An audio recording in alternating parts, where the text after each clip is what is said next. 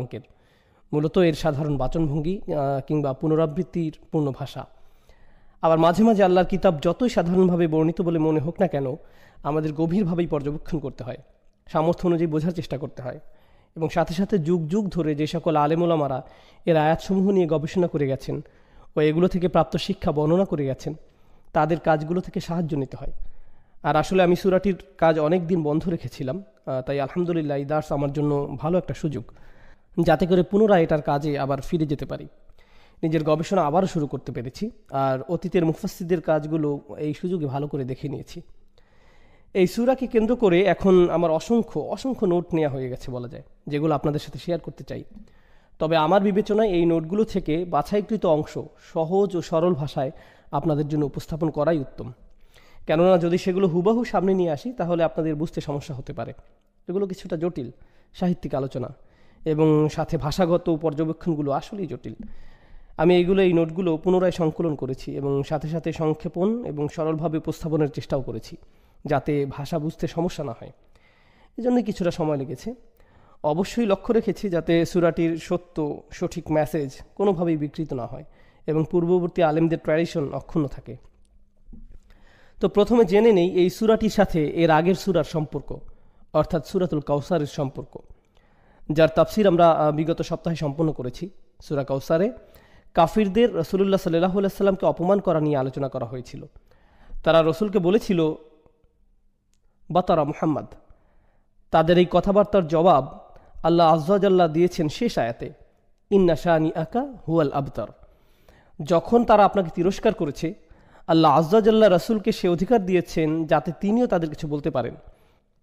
তবে তাদের অপমান করার পরিবর্তে আল্লাহ তাদের জন্য রাসূলকে যে শব্দটা দিচ্ছেন সেটা হলো আল কাফিরুন।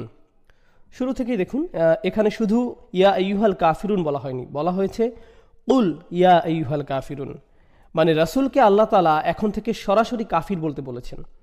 কাফিররা রাসূলুল্লাহকে যা বলে অপমান করেছিল আবতার, আল্লাহ বিনিময়ে তাদের যা বলতে বললেন আল কাফির। বিষয়টা সামনে আরও স্পষ্ট হবে ইনশাআল্লাহ তাআলা। তারা কিভাবে অপমান করতে চেয়েছিল আর আল্লাহ কিভাবে করলেন, দুটোর মধ্যে তুলনা।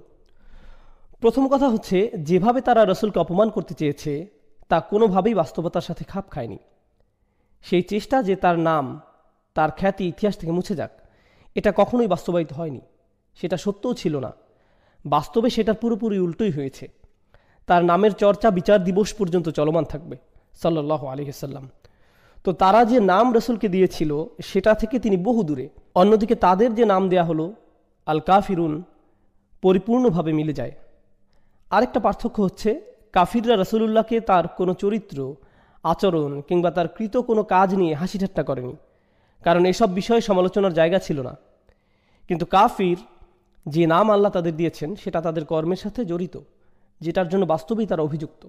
কাফির, যেটা সাধারণ অর্থ আমরা করি অবিশ্বাসী, এবং সেই দোষে তারা আসলেই দুষ্ট ছিল। এটা বাস্তবেই এমন কাজ যা মূলগতভাবে নিন্দনীয়।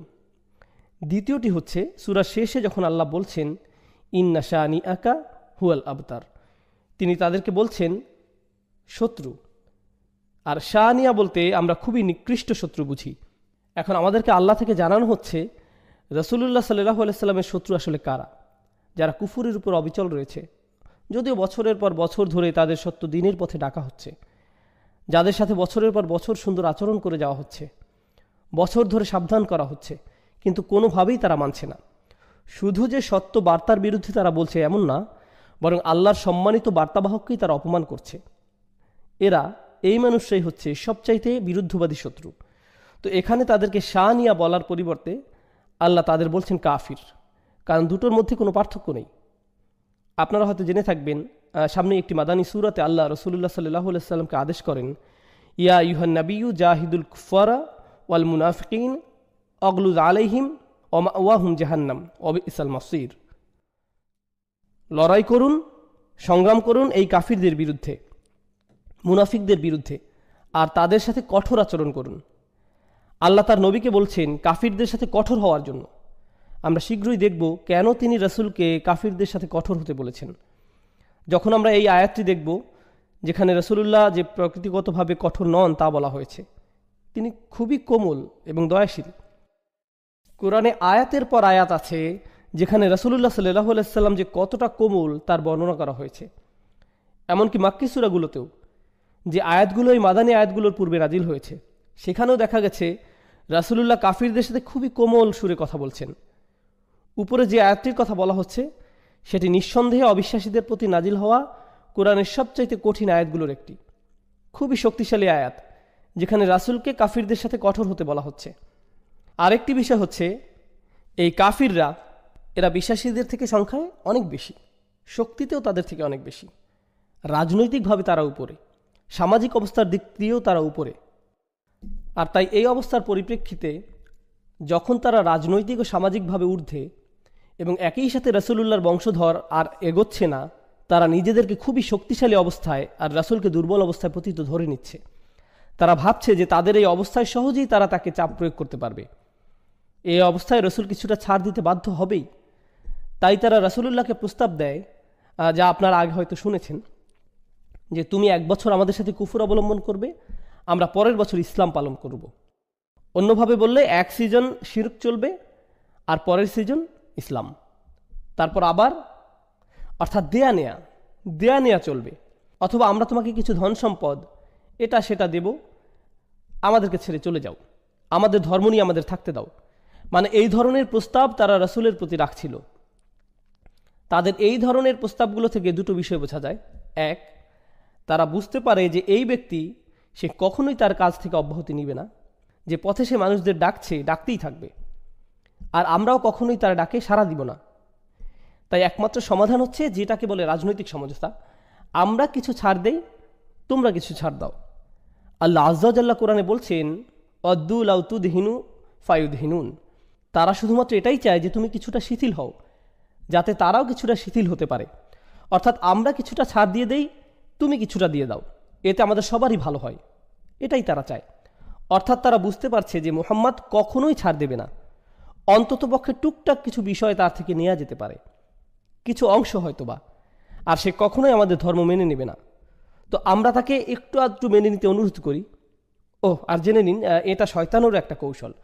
কুরাইশরা শয়তানেরই একটা ক্লাসিক কৌশল অনুসরণ করেছে।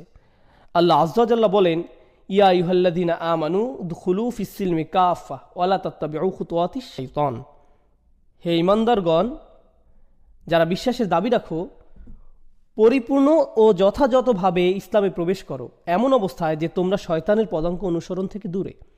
অর্থাৎ ইসলামে প্রবেশ কিন্তু যা পুরোপুরি নয়, সেটা মূলত শয়তানের পদচিহ্নেরই অনুসরণ। শয়তান আপনাদেরকে ইসলাম ছাড়াতে চায় না, সে চায় এর থেকে কিছু অংশ আপনারা ছেড়ে দিন। আরে শুধু এটুকুই তো, ছেড়ে দাও, পরের বার যখন আসবো তখন হয়তো আরেকটু দিব। আমার উস্তাদ বাঁধের উদাহরণ দিতেন। সেই বাঁধ দেখেছেন কখনো, যেটা পানি ধরে রাখে? সেই বাঁধ ধ্বংস করতে হলে আপনাকে পুরো বাঁধে ফাটল ধরাতে হবে না, যেটা করতে হবে শুধুমাত্র একটা চির বা ফাটল ধরাতে হবে।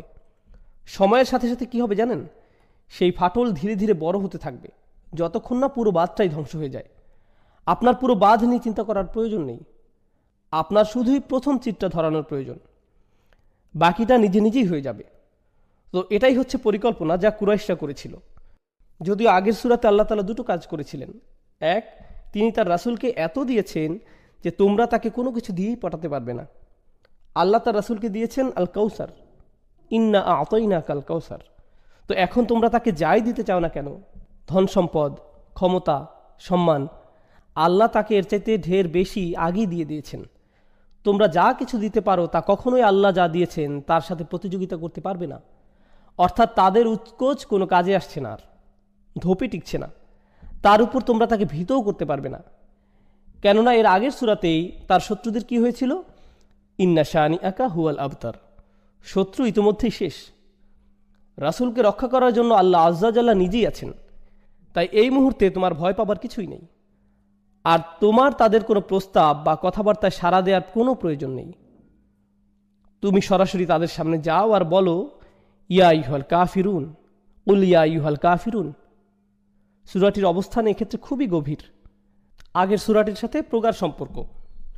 তো এটা অনেকটা এমন যে আল্লাহ তাআলা বলছেন, এখন যখন আমরা তোমার হৃদয়কে আমাদের বাণীগুলো দ্বারা শক্তিশালী করেছি, অবি কওলিনা ইন্না আ'তাইনাকাল কাউসার ইন্না শানিআকা হুয়াল আবতার, আমাদের সে সমস্ত পবিত্র বচন যা আমরা তোমাকে দিয়েছি, তাই তুমি তাদের সম্পর্কে ভাবতে যেও না, আর তাদের দিকে ঘুরেও তাকাবে না। তোমার তাদেরকে নিয়ে চিন্তা করার প্রয়োজন নেই যে তারা কেমন প্রতিক্রিয়া দেখাবে। ফাকুল ইয়া আইয়ুহাল কাফিরুন লা আ'বুদু মা তা'বুদুন। এতক্ষণ শুধুমাত্র আগের সূরার সাথে সম্পর্কিত আলোচনা আমরা শুনেছি। এখন এই সূরার ভূমিকামূলক কিছু কথাবার্তা আমরা শেয়ার করব। তারা কিছুটা ছাড় দিতে চেয়েছিল, রাসূলের কথা সামান্য হলেও মেনে নিতে চেয়েছিল, কিন্তু আল্লাহ ঠিকই তাদের আল কাফিরুন বলছেন। আল্লাহ তাদের আপোষকারী বলেন নাই, আপোষের চেষ্টারত দলও বলেননি, এমনকি মুশরিকুনও বলেননি। এই সূরাতে তিনি তাদেরকে সরাসরি কাফিরুন বলেছেন। এটা খুবই গুরুত্বপূর্ণ বোঝার জন্য। যারা অস্বীকার করেছে, কোরআনে তাদেরকে সাধারণত আল্লাযীনা কাফারু বলা হয়।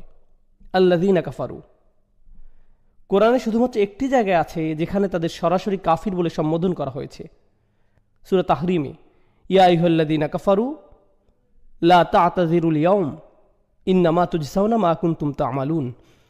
ইনশাআল্লাহ যখন আমরা কোনো সময় ওই আয়াতের ব্যাখ্যায় পৌঁছব, আমরা বুঝব যে এভাবে শুধুমাত্র তাদেরকে পরকালে বিচার দিবসে সম্বোধন করা হয়েছে। যদিও এই বিষয়ে আলেমদের ইজমা নেই যে আল্লাহই তাদের সাথে সরাসরি কথা বলছেন, কেননা কোরআনের অন্যান্য জায়গায় আল্লাহ তাআলা বলছেন ওয়ালা ইয়াতাকাল্লামুল্লাহু ইয়াওমাল কিয়ামাহ, পুনরুত্থান দিবসে আল্লাহ তাদের সাথে কথা বলবেন না। অর্থাৎ এমনকি শেষ বিচারে যখন সরাসরি বলা হবে তোমরা যারা অবিশ্বাস করছো, হয়তো এভাবে সম্বোধন আল্লাহ নন বরং ফেরেশতারা করবেন। তবে এই সূরাতে আল্লাহ আযজা ওয়া জাল্লা তাদের সাথে কথা বলছেন না, তিনি তার বার্তাবাহককে তাদের সাথে কথা বলতে বলছেন। এবং যেই শব্দটি আল্লাহ তাদের জন্য বেছে নিয়েছেন, আল কাফিরুন, এখন এটা বোঝা আপনাদের জন্য জরুরি যে তারা কখনোই আল্লাহকে অস্বীকার করেনি, বরং তাদের যদি জিজ্ঞেস করা হয় আসমান জমিন কে সৃষ্টি করেছে, ওয়ালা ইন সাআলতাহুম মান খালাকাস সামাওয়াতি ওয়াল আরদ লা ইয়াকুলুন্নাল্লাহ, তাদের যদি জিজ্ঞেস করো আসমানসমূহ এবং এই জমিন কে সৃষ্টি করেছে, আল্লাহ বলছেন নিশ্চিত থাকো তারা অবশ্যই বলবে আল্লাহ। হ্যাঁ, এই মুশরিকরাই বলবে আল্লাহ। কুফর বলতে বোঝায় আমি আল্লাহকে অস্বীকার করছি, কিন্তু শিরক বলতে বোঝায় আমি আল্লাহকে অস্বীকার করছি না, তবে তার সাথে আরও পার্টনার আছে এমন বিশ্বাস রাখছি। আপনারা নিশ্চয়ই এসবের সংজ্ঞা জেনে থাকবেন। তো তারা যে অপরাধ করেছে আমরা সেটাকে শিরক বলেই জানি, কিন্তু আল্লাহ তাদের এই সূরাতে বলছেন আল কাফিরুন। জি হ্যাঁ, লক্ষ্য করুন, স্পষ্ট পার্থক্য বিদ্যমান। আল্লাহ বলেননি ইয়া আইয়ুহাল মুশরিকুন, আর যদিও তারা আপোষ করতে চাচ্ছিল, তারপরেও আল্লাহ এমন কঠিন শব্দ ব্যবহার করেছেন যারা পরিত্যাগ করে, যারা অস্বীকার করে। কেন এই শব্দের ব্যবহার? চমৎকার প্রশ্ন, যেটার উত্তর আমরা সামনে আলোচনার চেষ্টা করব ইনশাআল্লাহ তাআলা। প্রথমে যে বিষয়টি আমাদের সামনে আনা প্রয়োজন, এই প্রস্তাবগুলো রাসূলের কাছে কারা নিয়ে আসছিল? রাসূলুল্লাহ সাল্লাল্লাহু আলাইহি সাল্লামের নিকট এগুলো নিয়ে আসছিল আসওয়াদ বিন আব্দুল মুত্তালিব, উমাইয়া ইবনে খালফ, ওয়ালিদ ইবনে মুগীরা, আস ইবনে ওয়াইল, যারা ছিল কুরাইশদের লিডার। তারাই ঘুরে ফিরে আসছিল আর রাসূলের সামনে বারবার এসব প্রস্তাব রাখছিল সাল্লাল্লাহু আলাইহি ওয়াসাল্লাম।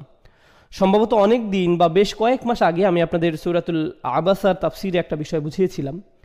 ইসলামিক দাওয়া বা দ্বীনের মূল বার্তা আরেকজনের নিকট পৌঁছানো অনেকটা জিনিসপত্র বিক্রির মতো। যদিও স্পষ্ট পার্থক্য আছে, তারপরও গভীর মিল রয়েছে দুটোর মধ্যে। যখন আপনি কোনো কিছু বিক্রি করেন, ক্ষমতার আসনে কে থাকে বলুন তো? ক্রেতা নাকি বিক্রেতা? ক্রেতা। বিষয়টা আরও প্রগাঢ় হয় যখন বিক্রেতা বিক্রয়ের জন্য বেশি আগ্রহী থাকে। তখন ক্রেতা ভাবে যে এত বেশি জোর খাটাচ্ছে, আমার আরও দাম কমানো উচিত, কারণ দরকার তো তার বেশি, বিক্রেতার বেশি, আমার কি আসে যায়। একইভাবে কাফিররাও ভাবছিল যে এই মুহাম্মদ এ তো খুবই আগ্রহী আমাদেরকে তার ধর্ম বোঝানোর জন্য, খুবই মরিয়া, বারবার বলেই যাচ্ছে, আমাদেরকে আরও কঠিন হওয়া উচিত। এই সুযোগ সাড়া দেওয়ার আগে তার থেকে বেশ কিছু সুযোগ সুবিধা বাগিয়ে নেই, কিছুটা দরাদরি তো করাই যায়। শোনো, আমরা তোমার প্রোডাক্ট অবশ্যই নিব, কিন্তু তুমিও আমাদের থেকে কিছু নাও। এমন করলে কেমন হয়? আমরা তোমাকে 1 বছর অনুসরণ করি, তুমি আমাদেরকে 1 বছর করো। তারা বুঝতে পারছিল যে রাসূলুল্লাহ সাল্লাল্লাহু আলাইহি সাল্লাম তাদেরকে রাজি করানোর জন্য মরিয়া হয়ে পড়েছিলেন, কিন্তু আল্লাহ তার রাসূলকে জানালেন, না, তোমার মরিয়া হবার প্রয়োজন নেই, বরং আমিই তাদের কথার জবাব দিব। তুমি বরং তাদেরকে বলো যা আমি তোমাকে বলতে বলেছি। কুল ইয়া আইয়ুহাল কাফিরুন। এখানে আল কাফিরুন শব্দটা ইসম রূপে ব্যবহার করা হয়েছে, আল্লাযীনা কাফারু বলা হয়নি, যার অর্থ হচ্ছে তারা যারা অবিশ্বাস করেছে, বরং আল কাফিরুন হচ্ছে একটি বিশেষ্য ইসম, যেটাকে নির্দিষ্টভাবে ইসমে ফাইল বলে। অর্থাৎ যাদের এখন অবিশ্বাস করতে দেখা যাচ্ছে, আগামী দিনগুলোতেও তারা অবিশ্বাস করে যাবে এবং অতীতেও তারা অবিশ্বাস করে আসছিল। অন্যভাবে বললে আল্লাহ এখানে তাদের কথা বলছেন যারা কখনো পরিবর্তিত হবে না। তোমরা রীতিমতো অন্তরে কুফর প্রতিষ্ঠা করে ফেলেছ, কোনো উপায় আর বাকি রাখুনি যে তোমরা এখন পাল্টাবে। আর এই ব্যাপারে নিশ্চয়তা কে দিচ্ছেন? এটা রসুল নয় যিনি এর নিশ্চয়তা দিচ্ছেন, বরং আল্লাহ নিজে এর নিশ্চয়তা দিচ্ছেন। তাই তাদের আল কাফিরুন বলে ডাকছেন। এখন বুঝতে পারছেন? যখন আল্লাহ বলছেন ইয়া আইয়ুহাল্লাযীনা কাফারু, এর অর্থ দাঁড়ায় তোমরা যারা অবিশ্বাস করেছ, অর্থাৎ অতীতে। সম্ভাবনা আছে যে তারা ভবিষ্যতেও করতে পারে, তবে নাও করতে পারে। কিন্তু যখন আল্লাহ তাদেরকে বলছেন আল কাফিরুন, এর দ্বারা চিরকালের জন্য তাদের ভাগ্য নির্দিষ্ট হয়ে গিয়েছে, চিহ্নিত হয়ে গিয়েছে যে তাদের আর পরিবর্তন হবার নয়, কোনো আশা নেই। যার দ্বারা আরও একটি গুরুত্বপূর্ণ প্রশ্নের উত্তর পাওয়া যায়। এই সূরাটি সকল কাফিরদের উদ্দেশ্য করে বলা হয়নি, বরং নির্দিষ্ট একদল কাফিরদের উদ্দেশ্যে বলা হয়েছে, যাদের ইসলাম গ্রহণের জন্য সবচাইতে সেরা সুযোগ দেওয়া হয়েছিল। আর জেনে এখন কেন আমি সর্বোচ্চ সেরা সুযোগ বলছি? যখন কেউ কাউকে দিনে আমন্ত্রণ জানায়, তার জন্য এটাই ইসলামে আসার একটি সুযোগ, যদিও এটা নির্ভর করে যে তাকে কেমন ভাষা ইসলাম বোঝানো হচ্ছে। যে ইসলাম জানাচ্ছে তার কথা আল্লাহ কতটুকু বরকত দিয়েছেন, চারপাশের পরিবেশ, সাথে যিনি আমন্ত্রণ জানাচ্ছেন তার চরিত্র অনেক জরুরি। কেননা কারো কথাবার্তা যতই ভালো হোক না কেন, তার চরিত্রের সাথে কথার মিল না থাকলে সে কথা ফলপ্রসূ হয় না। এখন আসুন, এই কাফিররা তারা কার দ্বারা দিন ইসলামে আমন্ত্রিত হয়? যে কোনো সাধারণ বক্তা নয়, তাদের দিনে দাওয়াত দেন স্বয়ং রাসূলুল্লাহ সাল্লাল্লাহু আলাইহি সাল্লাম। আর এক্ষেত্রে তারা কার চরিত্র সামনে পায়? বছরের পর বছর ধরে তারা চরিত্র দেখেছিল, শুধু বছর নয়, আসলে তারা তাকে জেনেছিল সমগ্র জীবন ধরে, তার জন্মের পর থেকেই। আল্লাহ বলেন ওয়ামা সাহিবুকুম বিমাজনুন, সাহিব তাকে বলে যে কিনা আপনার সাথে সবসময় ছিল, সমগ্র জীবন ধরেই ছিল। অর্থাৎ তারা তার চরিত্র সামনে থেকে দেখেছে, তার কথাবার্তা বেশ সরাসরি শুনেছে, যার মানে দাঁড়ায় এর চাইতে ভালোভাবে ইসলামে আমন্ত্রণ, এর চাইতে ভালো দাওয়া কোনোভাবেই হতে পারে না। রাসূলুল্লাহ সাল্লাল্লাহু আলাইহি সাল্লামের চাইতে কোনো ভালো দায়ী কখনোই হবে না। আর তিনি তার সর্বোচ্চ চেষ্টাটা তোমাদের জন্য করেছেন, অথচ তোমরা এক চুল পরিমাণও পরিবর্তিত হওনি।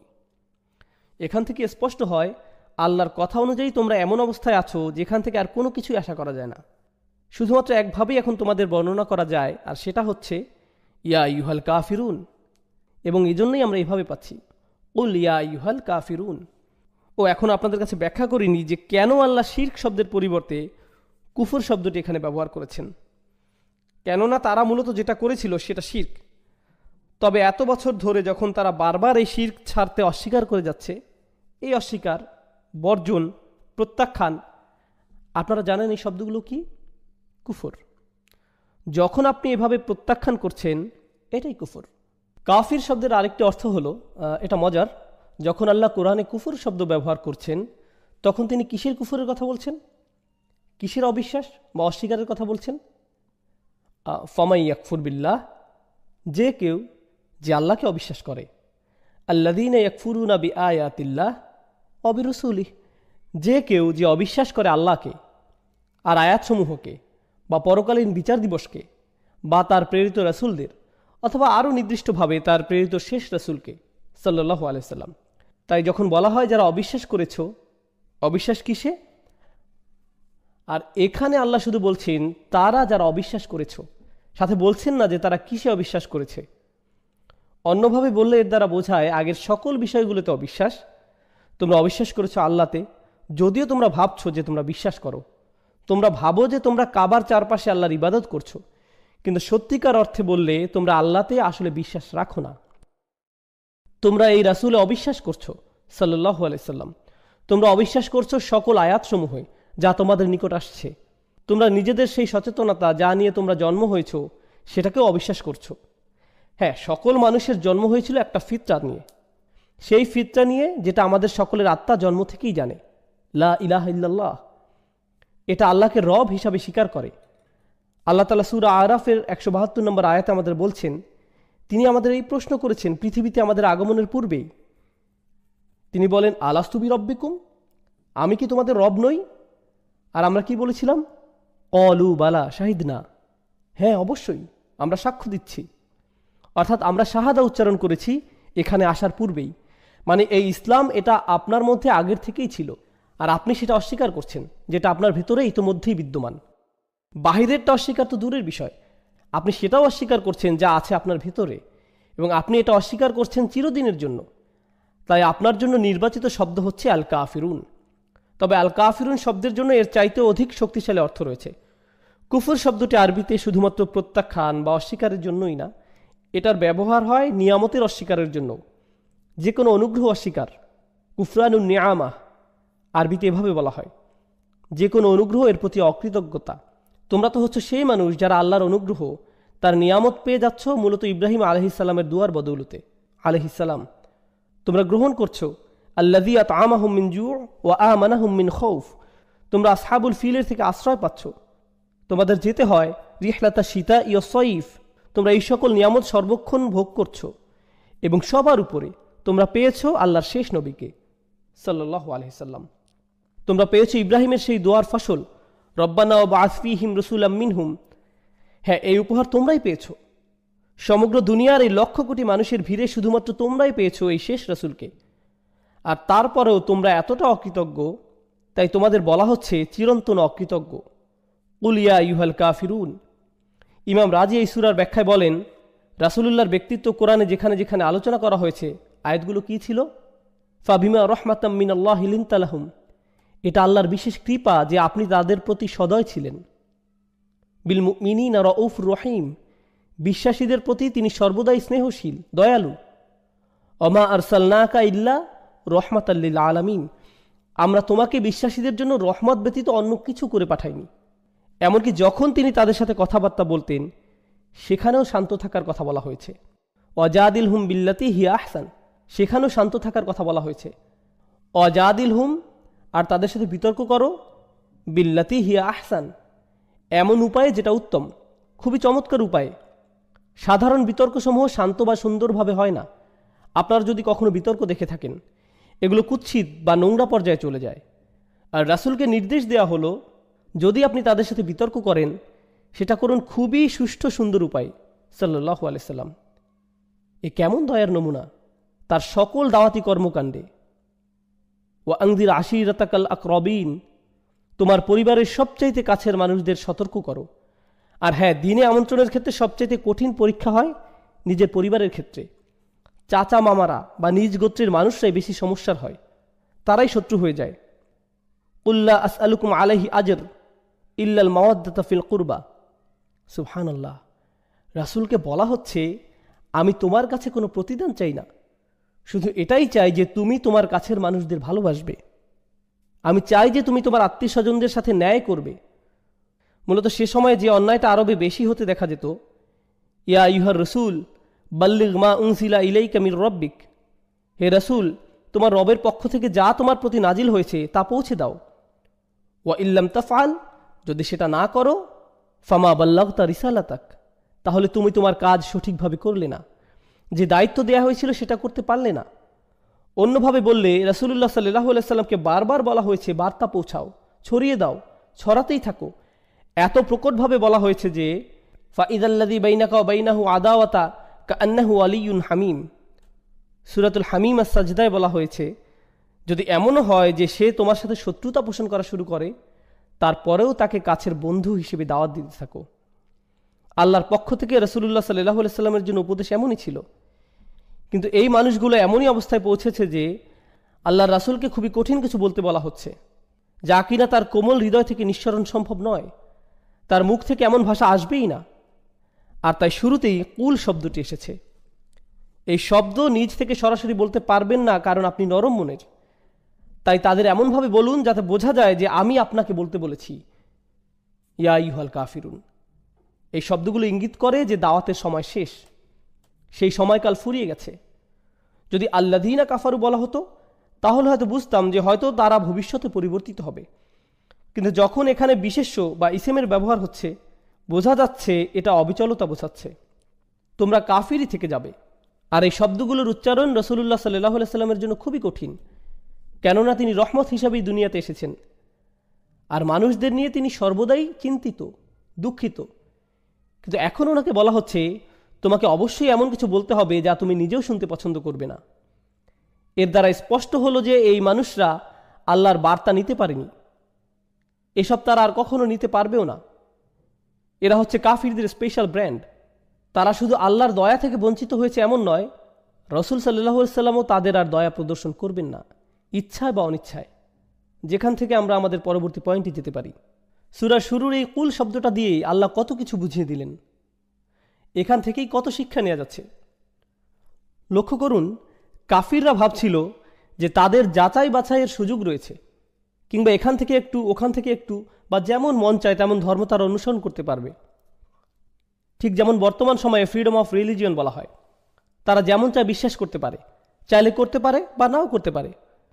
রাসূলুল্লাহ সাল্লাল্লাহু আলাইহি সাল্লাম এখানে নিজের চিন্তাভাবনা বা পছন্দ উপস্থাপন করছেন না। তিনি কি বলছেন? কুল মা ইয়াকুনু লি আন উবাদ্দিলা মিন তিলকাই নাফসি। আমার কোনো ক্ষমতা নেই যে তোমাদের সামনে যা আনছি তা থেকে আমি নিজে কোনো কিছুর পরিবর্তন করব। আমার সেই সামর্থ্য নেই।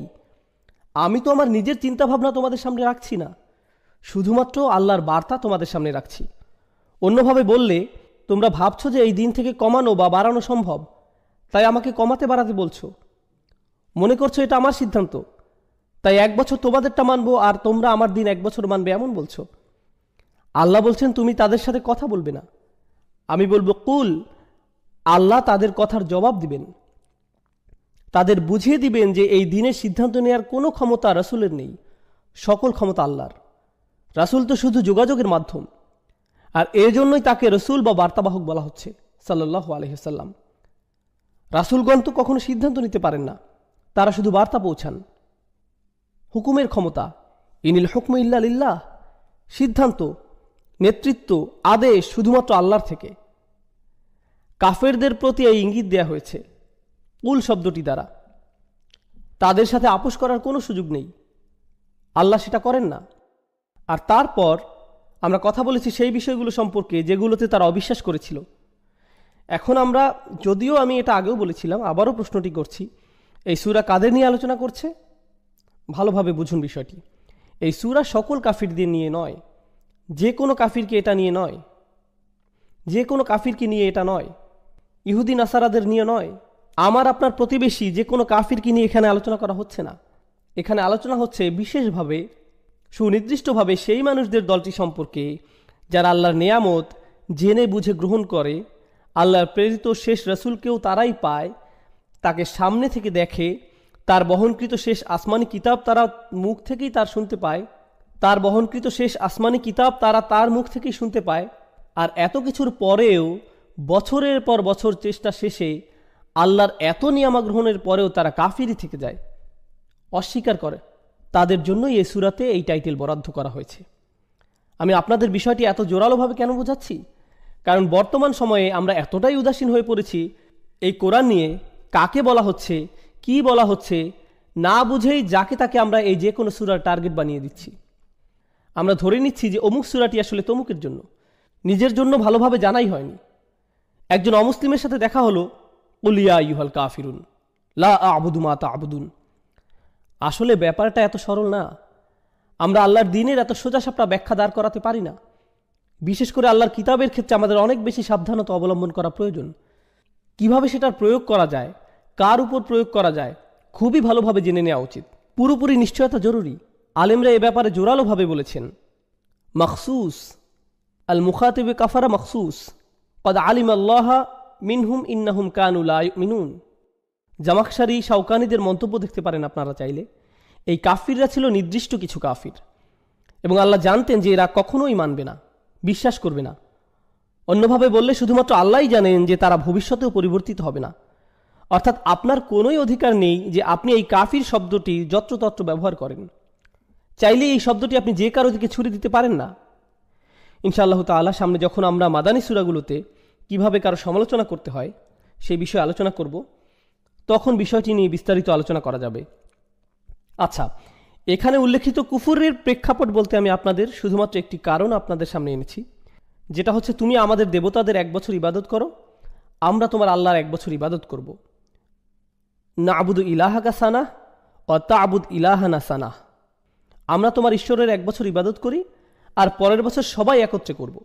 যাই হোক, যেটা বোঝাতে যাচ্ছি, এখানে তাদের প্রস্তাবনা অনুযায়ী 1 বছর শিরক আর 1 বছর ইসলাম চলুক, এমনটা তারা যাচ্ছে।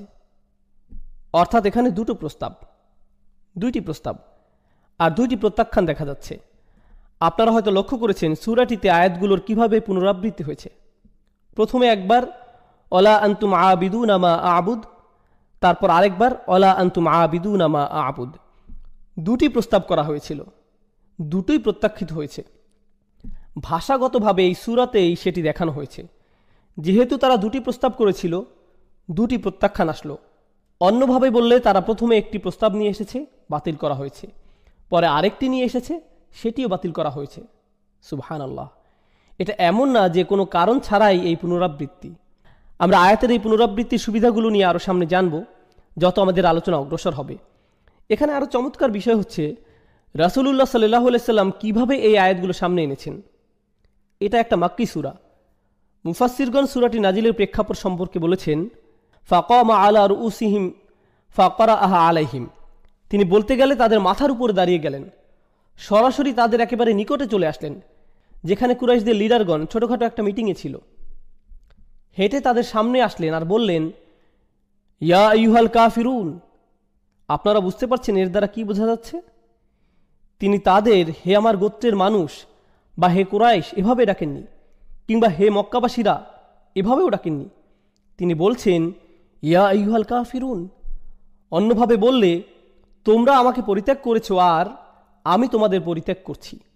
বর্তমান সময়ের পরিভাষায় আমরা হয়তো বলবো, আমি আমার নাগরিকত্ব প্রত্যাখ্যান করলাম, তোমাদের সাথে আমার কিছুই নেই, পুরোপুরিভাবে আমি তোমাদের থেকে নিজেকে দূরে সরিয়ে নিচ্ছি। আচ্ছা, মুসলমানদের কাফিরদের থেকে বা সকল অবিশ্বাসীদের নিজেদের সম্পূর্ণভাবে আলাদা করে ফেলা, এটা তো মূলত প্রকাশ্যে যুদ্ধের ডাক দেওয়ারই নামান্তর। এটাকেই আপনারা বলতে পারেন যুদ্ধের ডাক। তোমাদের সাথে আমার কিছু নেই আর তোমরা সম্পূর্ণরূপে বাতিল, আর আমি এখন থেকে তোমাদের কোনো সম্মানিত নামে ডাকবও না, আমি শুধুমাত্র আল কাফিরুন নামে তোমাদের ডাকবো। আর হ্যাঁ, এটা আসলে আমি নই, আমাকে এমন করতে বলা হয়েছে। এখানে কুল শব্দের ব্যবহারের মাধ্যমে কাফিরদের প্রতি সূক্ষ্ম অপমানও করা হয়েছে। কিভাবে? আল্লাহ তাদের এখন এতটাই ঘৃণা করেন যে তাদের সাথে সরাসরি কথা বলছেন না। একই সাথে এখানে রাসূলুল্লাহ সাল্লাল্লাহু আলাইহি সাল্লামের জন্য একটা পুরস্কারও রয়েছে। এখন আপনারা এটা নিশ্চয়ই জানেন, কাফিররা সবাই মানত যে রাসূলুল্লাহ সাল্লাল্লাহু আলাইহি সাল্লাম খুবই সত্যবাদী একজন মানুষ। এমনকি যখন তারা ওনাকে মিথ্যাবাদী প্রমাণ করতে চেয়েছে, তখনও তারা ভেতরে ভেতরে ভালোভাবেই সেটা জানত। এগুলো শুধুমাত্র তাদের ষড়যন্ত্রের অংশ ছিল। তারা নিশ্চিত ছিল যে এই মানুষ মিথ্যা বলতে পারেই না। তো যখন তিনি আসলেন আর তাদের আল কাফিরুন বলে সম্বোধন করলেন, তাদের মধ্যে যদি এক বিন্দুও সততা অবশিষ্ট থাকে, সেটা তাদের জন্য খুবই কষ্টের হওয়ার কথা। কারণ এখানে 2 ধরনের মানুষ আছে, তারা আপনাদের অপমান করতে চাইবে। প্রথম ধরনের হচ্ছে তারা যারা সর্বদাই মন্দ ভাষার ব্যবহার করে, মানুষদের অপমান করতে পছন্দ করে, কাউকে ছাড়ে না। এই ব্যক্তি যদি আপনাকে অপমান করে, আপনি ভাববেন কি আসে যায়, এ তো সবার সাথেই এমন করে। কিন্তু এখন কে তাদের কাফির বলছে? যিনি সমগ্র জীবন ধরে সর্বোচ্চ পর্যায়ের ভালো আচরণ সবার সাথে করেছেন এবং যার কথাবার্তা সর্বোত্তম। তাহলে এই মানুষটা তাদেরকে এভাবে বলছে, এর পেছনের কারণ কি? আপনাকে ঠিক কতটা খারাপ হতে হবে যদি রাসূলুল্লাহ সাল্লাল্লাহু আলাইহি সাল্লামকে আপনার প্রতি এভাবে বলাতে হয়? বিষয়টা আসলেই তাদের ইতিমধ্যে যা বলা হয়েছে তার সাথে অতিরিক্ত বিতৃষ্ণা আর কদর্যতা যোগ করে। আর এমনটা হয় রাসূল সাল্লাল্লাহু আলাইহি সাল্লামের অভিজাত চরিত্রের কারণে। তিনি যদি এমন কোনো মানুষ যার আচরণ খুবই ভালো, সে যদি কখনো কোনো কারণে আপনার সাথে মন্দ আচরণ করে, সেটা আপনার অনেক খারাপ লাগবে, নিজেকে নিজের ধিক্কার জানাতে মন চাইবে, নিজেকে দোষী বলে মনে হবে। কিন্তু কোনো নিচু প্রকৃতির মানুষ বা দুষ্ট চরিত্রের কেউ যদি আপনাকে মন্দ কিছু বলে, সেটা আপনার কিছুই মনে হবে না। আপনি ভাববেন এটা নিয়ে চিন্তা করার কোনো মানে হয় না। তো ব্যক্তি মুহাম্মদ নিজেই যে তাদেরকে এমনভাবে বলছেন, বিষয়টি এমনিতেই তাদের জন্য বড় অপমান। এরপর আল কাফিরুন শব্দটির বিশেষ কিছু ব্যাখ্যা আমরা জেনে নিই। হুয়া ইয়ালামু আন্নাহুম ইয়াগদিবুনা আইয়ানসাবু ইলা যালিক। রাসূল সাল্লাল্লাহু আলাইহি সাল্লাম ভালো করেই জানতেন, তিনি যখন এই শব্দের ব্যবহার করবেন সেটা তাদের খুবই রাগান্বিত করবে। দালিলা আলা আন্নাহু মাহরুসুন মিন ইনদিল্লাহ ফাহুয়া লা ইয়াবালি বিহিম লা বাতাগাহুম। এটি এমন একটি প্রমাণ যে আল্লাহ এই মুহূর্তে তাদের সন্তুষ্টি অসন্তুষ্টির পরোয়া করেন না। আগে তিনি চাইতেন তাদের সাথে নরম আচরণ হোক, যদি তারা তোমার শত্রু হয়েও আসে তাদের বন্ধু হিসেবে নাও, তাদেরকে নম্র ভাষায় ডাকো। কিন্তু এখন আল্লাহ আর তাদের পরোয়া করেন না, তাই তিনি তাদের প্রতি সর্বোচ্চ কড়া ভাষা ব্যবহার করছেন। অন্যভাবে বললে, এই মানুষদের দিনে আমন্ত্রণের সময় শেষ, আর আপনার দিনে প্রবেশের দরজা যদি বন্ধ হয়ে যায়, এর মানে হচ্ছে আপনার প্রতি রাসূলের দরদও শেষ হয়ে যাবে। রাসূলের দয়া এখন আর আপনার পাশে নেই সাল্লাল্লাহু আলাইহি সাল্লাম। এখন ইয়া আইয়ুহা শব্দটি থেকে বোঝা যাচ্ছে, আরবিতে ইয়া আইয়ুহা শব্দটি সাধারণত দুটি ক্ষেত্রে ব্যবহৃত হয়। প্রথম শব্দটি এটি ব্যবহার হয় আনুষ্ঠানিক প্রয়োগে, যেমন কোনো বাচ্চাকে সম্বোধনের ক্ষেত্রে এটি ব্যবহৃত হয় না। বিশেষ করে ক্লাসিক্যাল আরবিতে বলা হয় ইয়া ওয়ালাদ। যদি বলেন ইয়া আইয়ুহাল ওয়ালাদ, আপনি বাচ্চাটিকে অতিরিক্ত সম্মান, আনুষ্ঠানিকতার সাথে ডাকছেন, যেটা সঠিক নয়। রাসূলকে এই অতিরিক্ত সম্মান ও মর্যাদা দেওয়া হয় যখন আল্লাহ বলেন ইয়া আইয়ুহার রসুল, ইয়া আইয়ুহান নবী, ইয়া আইয়ুহাল মুজাম্মিল। এমনকি বিশ্বাসীদেরও এই সম্মান দেওয়া হয় যখন আল্লাহ বলেন ইয়া আইয়ুহাল্লাযীনা আমানু। কিন্তু এই ইয়া আইয়ুহা শব্দের অন্য ব্যবহার রয়েছে। এর দ্বারা কোনো গুরুত্বপূর্ণ বিষয় ইঙ্গিত করা হয়, অর্থাৎ যে বিষয় বলা হচ্ছে সেটি তুচ্ছ নয় বোঝাতে আইয়ুহা শব্দ ব্যবহৃত হয়। আর আনুষ্ঠানিকতা বোঝাতে বা দূরত্ব বোঝাতে অন্যভাবে বললে, আপনি যখন ইয়া ওয়ালাদ বলছেন, শিশুটির সাথে আপনার ঘনিষ্ঠ সম্পর্ক বোঝা যাচ্ছে, আপনি বাচ্চাটির কাছের কেউ বোঝা যাচ্ছে। কিন্তু যদি আপনি ইয়া আইয়ুহাল ওয়ালাদ বলেন, তাহলে এই বাচ্চা ও আপনার মধ্যে দূরত্ব আছে বোঝা যায়। আল্লাহ বলছেন ইয়া আইয়ুহাল কাফিরুন, অর্থাৎ আল্লাহ তাআলা কাফিরদের থেকে নিজেকে দূরে সরাচ্ছেন। আর এই শব্দগুলোতেও হুয়া ইলানু লা কতিআ, আর এই শব্দগুলোতে আছে তাদের সাথে সকল সম্পর্ক ছিন্ন করার ঘোষণা। এখন আমার তোমাদের সাথে আর কিছু নেই, তোমাদেরও আমার সাথে কিছুই নেই। আর সকল কিছুই সূরাটির প্রথম আয়াতে। আমরা ধারণা করতে পারি হয়তো এগুলো সব আসছে শেষের আয়াতে, লাকুম দীনুকুম ওয়ালিয়া দিন এর ভিতরে। কিন্তু এই শুরুর আয়াতে ইয়া আইয়ুহা এর মাধ্যমে আল্লাহ এই সকল কিছু কাফিরদের জানিয়ে দিচ্ছেন। কাফিরুন শব্দটি দিয়ে তাদের জানিয়ে দিচ্ছেন, কুল শব্দটিতে তাদের জানান দিচ্ছেন সে বিচ্ছেদ ইতিমধ্যেই ঘটে গেছে। সুবহানাল্লাহ। অন্যভাবে যখন আল্লাহ বলছেন তাদের বলুন ইয়া আইয়ুহাল কাফিরুন, আল্লাহর চয়নকৃত এই ভাষাই প্রকাশ করে দেয় আল্লাহ তাআলা কতটা বিরক্ত তাদের উপর যখন তারা তাদের এই প্রস্তাব নিয়ে আসে। তিনি এতটাই বিরক্ত যে তাদের প্রস্তাব না করার পরিবর্তে আল্লাহ তাদের সরাসরি কাফির, প্রত্যাখ্যানকারী বলে সম্বোধন করছেন। বলতে গেলে এগুলো প্রায় আল্লাহর অভিশাপ যা তিনি তাদের প্রতি করছেন। তো এই ছিল আল্লাহর ক্রোধ যা আয়াতের এই শব্দগুলো দ্বারা প্রকাশ পায়। আমরা পরের আয়াতের আলোচনা শুরু করছি। এই আয়াতটি ভালোভাবে বুঝতে হলে আমাদেরকে আরও দুইটি বিষয় জেনে নিতে হবে। প্রথমটি হচ্ছে ইবাদা। আমি এ ব্যাপারে খুব সংক্ষেপে বলবো, কেননা এই সম্পর্কে অন্যান্য জায়গায় অনেকবার বলেছি। এখানে সংক্ষেপে আগেরগুলোই মনে করিয়ে দিচ্ছি। ইবাদতের ভেতরের বিষয়গুলো বুঝতে হলে আমাদেরকে যেই ধারণাগুলো পরিষ্কার রাখতে হবে, ইবনে তাইমিয়া এই ব্যাপারে 5টি বিষয়ের কথা উল্লেখ করেছেন। আর আমি মনে করি এটি একটি চমৎকার সংজ্ঞা। আল্লাহর বান্দা হতে হলে, আল্লাহর গোলাম হতে হলে আপনাকে 5টি শর্ত পূরণ করতে হবে আল্লাহর দাসত্ব কবুল করতে। ইতাআত, দাসত্ব পুরোপুরি মেনে নিতে হবে। যদি এমন হয় যে আপনাকে আল্লাহর দাসত্ব মেনে নিতে হচ্ছে, সাথে অন্য কোনো কিছুর দাসত্ব মেনে নিতে হচ্ছে, তাহলে আল্লাহর দাসত্ব আপনাকে প্রথমে কবুল করতে হবে। আপনি আল্লাহর সৃষ্ট কোনো কিছুর কথা মেনে নিতে পারবেন যদি আপনি একই সাথে আল্লাহর দাসত্ব মেনে নেন। অন্যভাবে বললে, আপনি যদি আল্লাহর কোনো সৃষ্টির কথা মেনে নেন কিন্তু একই সময় আল্লাহর অবাধ্যতা করেন, তাহলে আপনি আর আল্লাহর বান্দা হিসেবে গণ্য হবেন না, কারণ আপনি ইতোমধ্যে শিরক করে ফেলেছেন। লা তাআতা লিমাখলুকিন ফি মাসিয়াতিল খালক। স্রষ্টার অবাধ্যতা হয় এমন কোনো ক্ষেত্রে সৃষ্টির আনুগত্য করা হয় না, এটা হতে পারে না। গোলাম হিসাবে এটা করা যাবে না। তো প্রথম বিষয়টি হচ্ছে ইতাআত। দ্বিতীয় বিষয়টি হচ্ছে ভালোবাসা, হুব। আমাদের অন্য সকল কিছু থেকে বেশি আল্লাহকে ভালোবাসতে হবে। ওয়াল্লাযীনা আমানু আশাদ্দু হুব্বাল লিল্লাহ, যারা বিশ্বাস করে তারা আল্লাহর ভালোবাসায় দৃঢ়। একই সূরাতে আল্লাহ বলেন ওয়ামিনান নাসি মান ইয়াত্তাখিযু মিন দুনিল্লাহি আনদাদাও ওয়া ইউহিব্বুনাহুম কাহুব্বুল্লাহ। মানুষের মধ্যে এমন রয়েছে যারা আল্লাহর সমকক্ষ দাঁড় করায়, তারা তাদের এমনভাবে ভালোবাসে যেভাবে আল্লাহকে ভালোবাসে। কিন্তু যারা বিশ্বাস করে তারা আল্লাহর ভালোবাসায় দৃঢ় থাকে। অন্যভাবে বললে, আমাদের ভালোবাসা আছে আমাদের পিতামাতার প্রতি, ভাই বন্ধু, সন্তান সন্ততি, জীবনসঙ্গী, ধন সম্পদ ইত্যাদি সকল কিছুর প্রতি। কিন্তু এগুলো কোনোটাই আল্লাহর ভালোবাসার ঊর্ধ্বে নয়। সকল ভালোবাসাই থাকে আল্লাহর প্রতি ভালোবাসার অধীন। আর আল্লাহকে ভালোবাসার পর আসে তার বার্তাবাহকের প্রতি ভালোবাসা, সাল্লাল্লাহু আলাইহি ওয়াসাল্লাম। দ্বিতীয় বিষয়টি ছিল ভালোবাসা। তো এখন পর্যন্ত আমরা দুইটি বিষয় নিয়ে আলোচনা করেছি, দাসত্ব স্বীকার ও ভালোবাসার প্রকাশ। তৃতীয়টি হচ্ছে তাওয়াক্কুল। সৃষ্টিকর্তার উপর আমাদের ভরসা রাখতে হবে।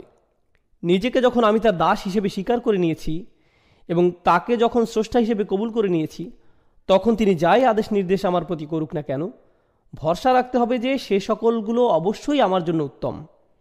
যে অবস্থাতেই তিনি আমাকে নিপতিত করুন না কেন, তার উপর ভরসা রাখতে হবে। ভরসা রাখতে হবে যে যদি আমি তার কথা মেনে নিই, তাহলে তার কোনো আদেশ আর আমার জন্য যত কঠিন হোক না কেন, সেটাই উত্তম পন্থা। ইউরিদুল্লাহু আন ইউখাফফিফা আনকুম। আল্লাহ তোমাদের জীবন সহজ করতে চান, তোমাদের বোঝা হালকা করতে চান। আমরা ভাবি যে আল্লাহর কথা মেনে নিলে জীবন কঠিন হবে, আর তার অবাধ্য হলে জীবন সহজ হয়। আমাদের অনেক সময় এমন হয় যে আমরা চিন্তা করি, আহা, সব কিছুই শুধু হারাম, এত কঠিন, ইসলাম খুবই কঠিন। আল্লাহ বলছেন, না, আমি আসলে তোমাদের ইসলাম দিয়েছি যাতে তোমাদের জীবন সহজ হয়। আর আমাদের অবশ্যই বিশ্বাস করতে হবে যে এটা সত্য। আল্লাহর উপর আমাদের ভরসা রাখতে হবে, তাওয়াক্কুল থাকতে হবে। তো আমাদের হলো দাসত্ব, ভালোবাসা এবং ভরসা। চতুর্থ বিষয়টি হচ্ছে আন্তরিকতা বা অকৃত্রিমতা। যখন আমরা কোনো কিছু করি, বিশেষ করে সেটা যদি ইবাদতের বিষয় হয়, আমাদের সেটা শুধুমাত্র আল্লাহর জন্যই করতে হবে। আপনি আল্লাহর সাথে অন্য কোনো বিষয় একত্র করতে পারবেন না। যেমন ধরুন, আপনি মসজিদে দান করবেন, যদি সাথে এমন চিন্তাও রাখেন যে একটু নামও হবে আর হ্যাঁ দানও হবে, এভাবে নিয়ত মিশ্রণ ঘটাতে পারবেন না। সেটা আলাদা যে দান করলে হয়তো আপনার কিছুটা নামও হবে, কিন্তু মনে যদি আগে থেকে খ্যাতির লোভ থাকে, তাহলে আপনার দান বৃথা। আপনার লক্ষ্য শুধুমাত্র আল্লাহর জন্য হতে হবে। আল্লাহ তার জন্য করা নিয়তে অন্য কারো অংশগ্রহণ করা পছন্দ করেন না, বিন্দু পরিমাণও না। আর তিনি আমাদের থেকে যা চান, ইন্না সলাতি ওয়া নুসুকি ওয়া মাহইয়ায়া ওয়া মামাতি লিল্লাহি রব্বিল আলামিন। এই আন্তরিকতার ব্যাপারে আগের সূরাতেই আলোচনা হয়েছে। ফাসল্লি লিরব্বিক, তোমার রবের প্রতি আন্তরিকতার সাথে সালাত আদায় করো। আল্লাহর জন্য কোনো কিছু করার ক্ষেত্রে আমাদের নিয়তকে পরিশুদ্ধ করতে হবে। মাঝে মাঝে ধরুন, এটা যদিও একটু বাইরের আলোচনা কিন্তু গুরুত্বপূর্ণ, আমরা বিভিন্নভাবে দিনের জন্য কাজ করি। কেউ হয়তো মসজিদে সরাসরি সেবাদান করে, কেউ হয়তো মসজিদ কমিটিতে কাজ করে, কেউ হয়তো দাওয়াতি কাজ সম্পন্ন করে, কেউ ইসলামী স্কুল পরিচালনা করে, অথবা কেউ ইসলামিক ওয়েবসাইট চালাতে সহায়তা করে। যেটাই হোক, যেভাবেই হোক, আমরা দিনের জন্য করি কোনো না কোনো উপায়। কাজের শুরুতে আমাদের নিয়ত শুধু আল্লাহর জন্যই থাকে, কিন্তু সময় পার হলে আমাদের মনে বিভিন্ন চিন্তার উদ্রেক হয়। আমরা বলি, মানুষ আমার কথাই শুনছে না, আমার এখানে প্রধান হওয়া উচিত। আর আমাদের আমিত্ব বোধ জাগ্রত হয়, মানুষদের অবশ্যই আমার কাজের স্বীকৃতি দিতে হবে। এখন তো কেউ আমার প্রশংসাই করছে না, লোকজন আমার মতের মূল্যায়নই করছে না, আর এতদিন যা কিছু করেছি কিছুই আমলে নিচ্ছে না। এখন বলুন, আমাদের এই কাজ আল্লাহর জন্য নাকি মানুষের স্বীকৃতির জন্য? আর এভাবে আমাদের মনে যা ঘটে সেগুলো কেউই তেমনভাবে লক্ষ্য করে না, অথচ সময়ের সাথে এভাবেই নিয়ত পরিবর্তিত হতে থাকে। আপনি সততার সাথে আল্লাহর জন্য শুরু করেন হয়তো, কিন্তু সময়ের সাথে আন্তরিকতায় ভাটা পড়ে। আমাদের অবশ্যই ইখলাস বজায় রাখতে হবে, সেই আন্তরিকতা ধরে রাখতে হবে। এখন সর্বশেষ ও সর্বাধিক গুরুত্বপূর্ণ বিষয়টি যা ইবাদতের সাথে জড়িত, আমরা ইতিমধ্যে 4টি বিষয় নিয়ে আলোচনা করেছি, পঞ্চম বিষয়টি বাকি আছে। সহজ ভাষায় আমি এটাকে বলি দাসত্বের শর্ত। লক্ষ্য করবেন, যখন আপনি কোনো চাকরিতে যোগদান করেন, আপনার কোম্পানি ও আপনার মধ্যে একটা চুক্তি সম্পন্ন হয়। চুক্তিতে বলা থাকে আপনি কোম্পানির জন্য কি কি করবেন এবং কোম্পানি আপনার জন্য কি কি করবে। একইভাবে স্বামী স্ত্রীর মধ্যেও চুক্তিনামা থাকে, আমি তোমার জন্য এগুলো এগুলো করব, তুমি আমার জন্য এগুলো এগুলো করবে। চুক্তিনামা, শর্তের আদান প্রদান। একইভাবে সন্তান এবং মা বাবার মধ্যে অধিকারের বিষয় থাকে, এগুলো আমাদের অধিকার, এগুলো তোমাদের অধিকার। এখানেও আদান প্রদান হচ্ছে, পরস্পর বোঝাপড়া এখানেও দেখা যাচ্ছে। যে কোনো রাষ্ট্র বা সরকারের সাথে সেখানকার জনগণের একই ধরনের বোঝাপড়া হয়। তোমরা এই পরিমাণ কর দিবে, এই আইনকানুনগুলো মেনে চলবে, বিনিময়ে আমরা তোমাদের এই সেবা দিয়ে যাব, স্পষ্ট বিনিময়। সাধারণত এই ধরনের বিনিময়গুলো কিছু আপোষ মীমাংসা বা বোঝাপড়ার মাধ্যমে হয়, অর্থাৎ দুই পক্ষই এগিয়ে আসে, আলাপ আলোচনা করে, শেষে আপোষের মাধ্যমে সমঝোতা হয়। কিন্তু যখন আমরা আল্লাহর বান্দা, তখন এই ধরনের শর্ত বা সমঝোতা কি করে ঘটবে? এগুলো কি আলোচনা বা আপোষ মীমাংসার মাধ্যমে হবে? অবশ্যই না। সকল শর্তই আসমান থেকে আসবে, আপনাকে শুধু মেনে নিতে হবে। অর্থাৎ আপনার কোনো যোগ্যতা নেই যে আপনি নির্ধারণ করবেন আল্লাহর বান্দা হতে হলে কি কি মেনে চলবে আর কি কি মেনে চলবেন না, আল্লাহর উপাসনার জন্য কি কি করবেন আর কি কি করবেন না, আল্লাহকে মেনে চলার জন্য কি করবেন আর কি করবেন না। আপনি নিজে কখনোই নিজের জন্য এগুলো নির্ধারণ করতে পারেন না। এই ব্যাপারে সকল শর্ত, সকল কর্তৃত্ব শুধুই আল্লাহর। আর শুধুমাত্র এভাবেই আপনি আল্লাহর বান্দা হতে পারেন যে এসব শর্তে, এই চুক্তিতে আপনার সামান্যতম অংশও নেই। সকল শর্তই আল্লাহর, কর্তৃত্ব শুধুই আল্লাহর। এবার আসুন, কাফিররাও আল্লাহকে ডাকে, তারাও তাওয়াফ করে, সিজদাও করে, আল্লাহর নাম তারাও ভালোভাবেই স্মরণ করে, প্রায় সব কিছুই করে। কিন্তু সেই শর্তগুলো, সেই চুক্তিনামা, তারা যেটাকে আল্লাহর দাসত্ব বলে, যেটাকে তারা আল্লাহতে বিশ্বাস বলে, সেই বিশ্বাস, দাসত্বের চুক্তিনামা তারা নিজেরাই বানিয়ে নেয়। কিন্তু আল্লাহ বলছেন, তোমরা যদি নিজেদের মন মতো এই শর্তসমূহ বানিয়ে নাও, সেটা গ্রহণযোগ্য না। এগুলো শুধু তখনই গ্রহণ করা হবে যদি তা কেবল আমার পক্ষ থেকেই আসে। আর সেই শর্তসমূহ যা তার থেকে আসে সেগুলো মূলত তাই যা নবী রাসূলগণ নিয়ে আসেন। বুঝতে পারছেন? তাই এসব শর্তাবলী এগুলো খুবই গুরুত্বপূর্ণ। আপনাকে একদিন কেউ বলল, জানো, আমি সৃষ্টিকর্তাকে খুবই ভালোবাসি, আমি প্রায়ই তার উপাসনা করি, প্রার্থনা করি। আসলে আপনি করেন না। আপনি করেন না, কেননা আপনি যদি সৃষ্টিকর্তার প্রার্থনা করেন নিজের মন মতো করে, তাহলে কিভাবে আপনি তার গোলাম হবেন? যখন আপনি সৃষ্টিকর্তার প্রার্থনা করবেন এমনভাবে, ঠিক যেমনভাবে তিনি আপনার নিকট আশা করেন, এটাকে সৃষ্টিকর্তার সঠিক উপাসনা বলা যায়। শর্তগুলোর সংজ্ঞা কেবল আল্লাহর পক্ষ থেকেই আসতে পারে। আল্লাহতে বিশ্বাসের অর্থ আসলে কি কি? আল্লাহকে মেনে চলার অর্থ কি? আল্লাহর ইবাদত করার অর্থটাই বা কি? এটি হলো প্রাথমিক আলোচনা। দাসত্বের শর্তসমূহ দুইটি বিষয়। আমি চাই আপনারা ইবাদত শব্দটার আসলে আরবিতে কি বোঝায় সেটা আগে জেনে নিন। কিংবা বলা যায় উবুদিয়্যাহ শব্দটি, যেটি মূলত মাজদার ব্যাকরণ অনুযায়ী, এটি মূলত দুটি বিষয়ের সমন্বয়। এখন আমি যদি শুধুমাত্র যে কোনো একটি আপনাদের সামনে প্রকাশ করি, তাহলে মূল অর্থটি অসম্পূর্ণ থেকে যাবে। মূলত এটি ক্লাসিক্যাল আরবির সামনে ইংরেজি ভাষার একটা সীমাবদ্ধতা। ক্লাসিক্যাল আরবি ভাষা একই সময়ে বিভিন্ন বৈশিষ্ট্যের প্রকাশ ঘটায়। এখন আমরা যদি কোনো বিষয়ের ক্ষেত্রে পুরোপুরিভাবে অর্থের প্রকাশ না ঘটাই, বাক্যের আংশিক প্রকাশ আমাদের মনে গণ্ডগোল বাঁধাতে পারে। তো দুইটি পরিভাষা যা ইবাদত শব্দটির সকল বৈশিষ্ট্য ও গুণাগুণ পরিপূর্ণরূপে প্রকাশ করে, সে দুইটি হলো প্রার্থনা ও দাসত্ব। হ্যাঁ, এই দুটির সমন্বয়, প্রার্থনা ও দাসত্ব। আমরা সাধারণত যে কোনো একটি গ্রহণ করে থাকি, কিন্তু ইংরেজিতে দুইটি সম্পূর্ণ আলাদা শব্দ, যা ক্লাসিক্যাল আরবিতে একটি শব্দে প্রকাশ পায়, ইবাদাহ এবং উবুদিয়্যাহ। তাই যখন আল্লাহ রসুল সাল্লাল্লাহু আলাইহি ওয়াসাল্লাম বলেন লা আ'বুদু মা তা'বুদুন, এর মানে শুধুমাত্র এই না যে আমি প্রার্থনা করব না, বরং এর মানে এও দাঁড়ায় যে আমি দাসত্ব স্বীকার করব না, আমাকে তোমরা গোলাম বানাতে পারবে না। খুব সংক্ষেপে আমি আপনাদের প্রার্থনা এবং উপাসনা করা এবং দাসত্বের মধ্যকার যে পার্থক্য সেটি দেখিয়ে দিতে চাই। যখন মাগরিব আসলো, আমরা আল্লাহ তাআলাকে স্মরণ করছি, প্রার্থনা করছি। যখন এশার সালাতের সময় আসবে, আমরা আল্লাহর প্রার্থনা করব। কিন্তু এই দুই নামাজের মাঝখানে সময় আমরা কি করি? এই দুই নামাজের মাঝখানে যখন আমরা ছিলাম, এই দুই নামাজের মাঝখানে আমরা ছিলাম আল্লাহর দাস। যখন আপনি ঘুমাচ্ছিলেন তখন আপনি প্রার্থনা করছিলেন না, কিন্তু ঠিকই আপনি ছিলেন তখন আল্লাহর দাস। যখন আপনি ঘুম থেকে উঠলেন, দাঁত ব্রাশ করলেন, নাস্তা করলেন, আপনার কাজে যাওয়ার জন্য গাড়ি ড্রাইভ করলেন, সে সময় আপনি প্রার্থনা করছিলেন না, কিন্তু তাহলে আপনি কি করছিলেন? যদিও হয়তো এ সময় আপনি কোরআন তেলাওয়াত করছিলেন না বা কোনো জিকির আজকার করছিলেন না, কিন্তু ঠিকই এই সময় আল্লাহর দাসই ছিলেন। তো বলা যায় যে প্রার্থনা হচ্ছে নির্দিষ্ট কিছু কাজ, রোজা রাখা, নির্দিষ্ট সময়ে সালাত আদায় করা, হজ করা, কোরআন তেলাওয়াত করা, দান সাদকা করা, এগুলো সবই নির্দিষ্ট কিছু কাজ যেগুলো প্রার্থনা হিসেবে ধরা হয়। কিন্তু একজন দাস, একজন গোলাম, সে সর্বদাই আল্লাহর গোলাম, যদিও সে এই ধরনের কাজগুলো করে বা না করে। এই ধারণাটি আসলে খুবই শক্তিশালী, কেননা এর মানে দাঁড়ায় আমাদেরকে ঠিক সেভাবে জীবনযাপন করতে হবে যেভাবে আল্লাহ তাআলা চান। শুধুমাত্র জুমার নামাজে বা অন্য কোনো নামাজে আল্লাহকে মানবেন আর অন্য সময় মানবেন না, সেটা চলবে না। নামাজগুলোর মধ্যকার সময়ে আমরা আল্লাহর বান্দাই। হাফিজু আলা সলাওয়াত সলাতুল উস্তা। আলেমদের মধ্যে অনেকে বলেন এখানে সলাতুল উস্তা বলতে নামাজগুলোর মধ্যকার সময়ের কথা বলা হয়েছে। এই সময়ে আল্লাহর সাথে আমাদের কানেক্ট থাকতে হবে, এই সময়ে আল্লাহর সাথে আমাদের সম্পর্ক থাকতে হবে, আমাদের আল্লাহর প্রার্থনা করতে হবে, একই সাথে আল্লাহর দাসত্ব মেনে নিতে হবে। এখন আমরা হয়তো অনেকেই আল্লাহর প্রার্থনা ঠিকভাবেই করি, কিন্তু দাসত্বের ক্ষেত্রে, যেমন হয়তো আপনি আসরে নামাজ পড়েছেন, কিন্তু এখন ভাবছেন সময় তো আছে, একটু মুভি দেখা যায়।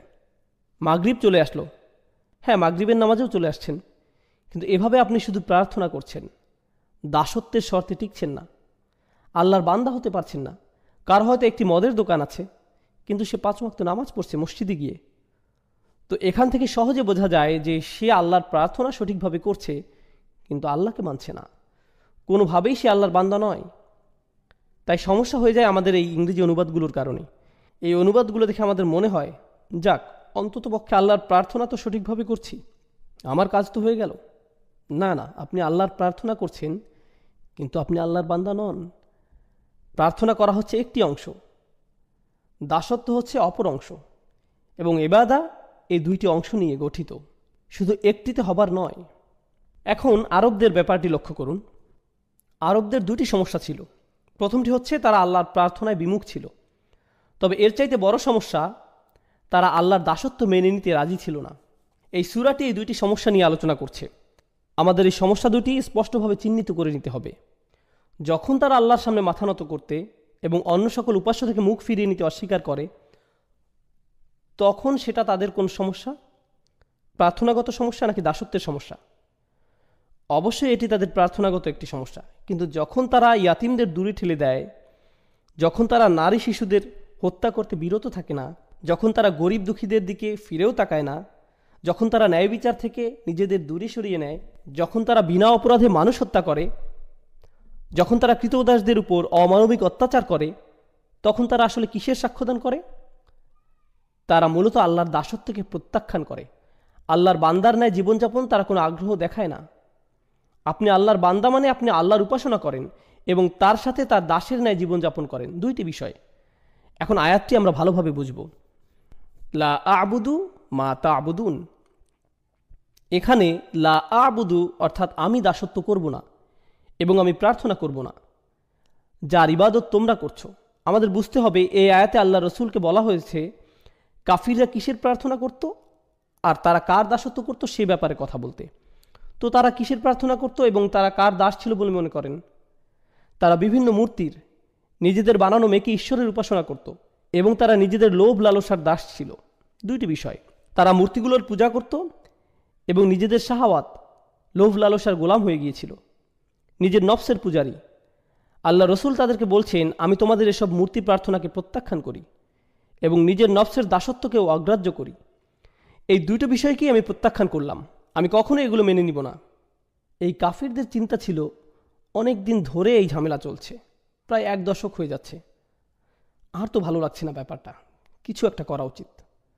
মক্কার পরিবেশও কেমন থমথমে, মুসলিম আর কাফিরদের মধ্যে এই মারামারি কাটাকাটি আর সহ্য করা যায় না, চলো কিছুটা ছাড় দিয়ে দেখি।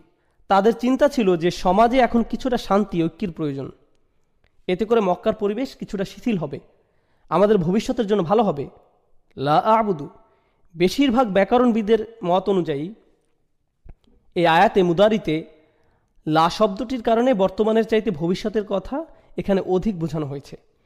অর্থাৎ রাসূলুল্লাহ বলছেন, তোমরা আশা করে কোনো লাভ নেই, আমি কখনোই তোমাদের আশা অনুযায়ী কাজ করব না।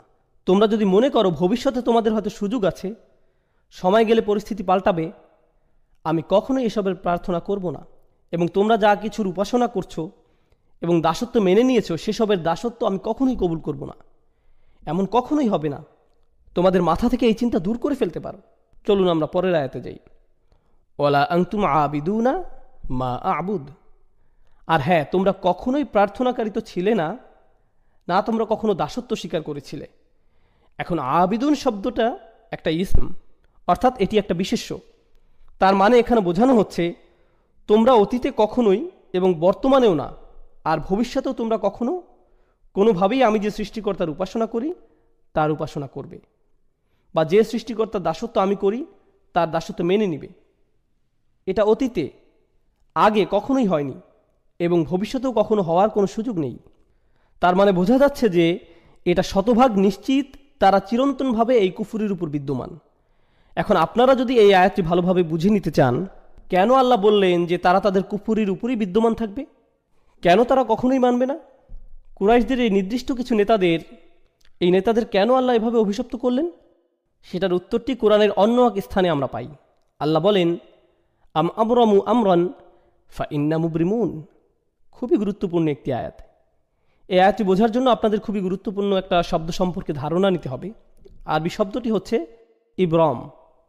ইব্রাম এই শব্দের অর্থ হয় কোনো স্থাপনার জন্য দড়ি বাঁধা। আপনারা নিশ্চয়ই জানেন, আগেরকার দিনে আমাদের কাছে সিমেন্ট ছিল না, সিমেন্ট বলতে কিছুই ছিল না।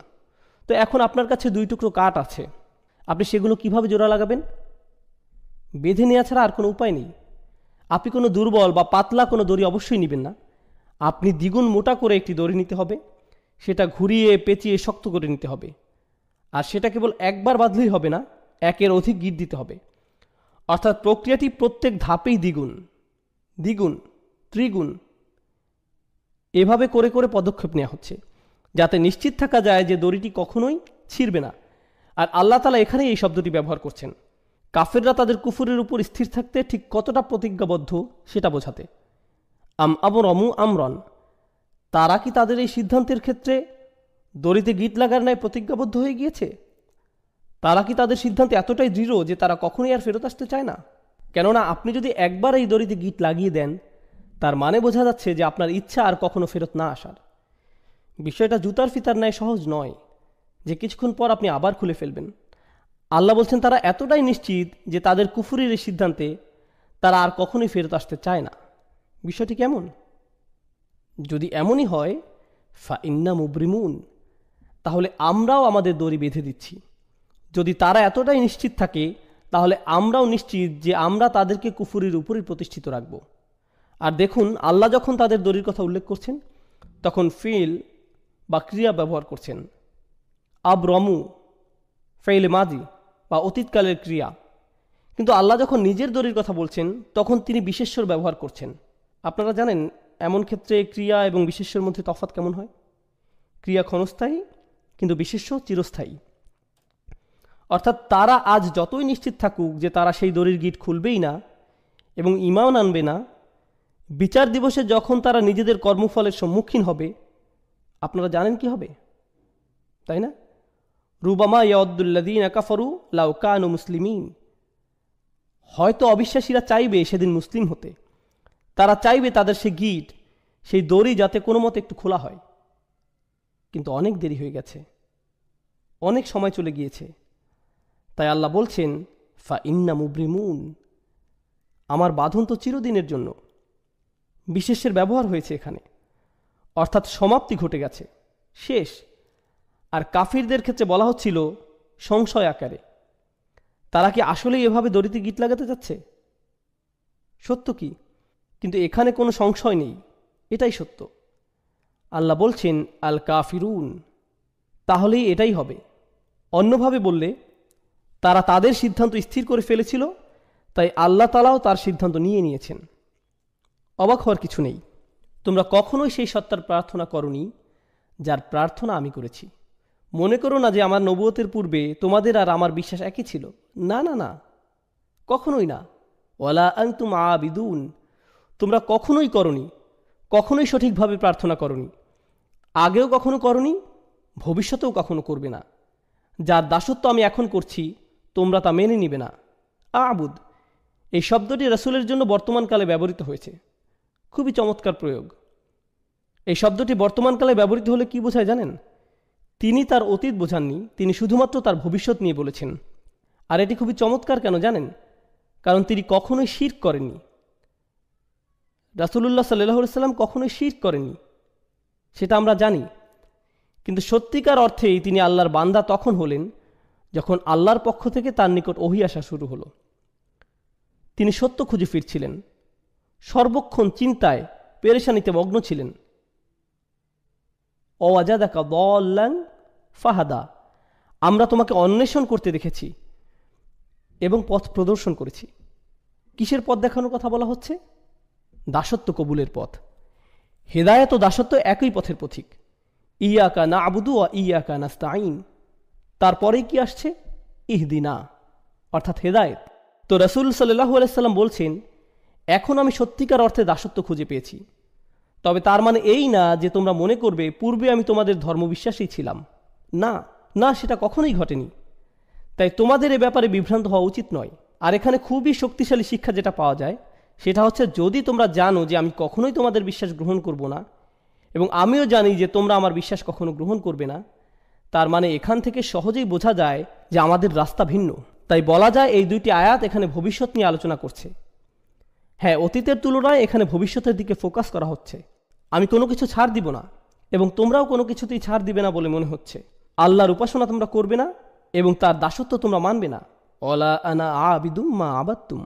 এখন আমরা অতীতে ফিরে যাচ্ছি। আগের দুইটি আয়াত ছিল ভবিষ্যতের জন্য, এখনকার দুটি আয়াত অতীতের জন্য।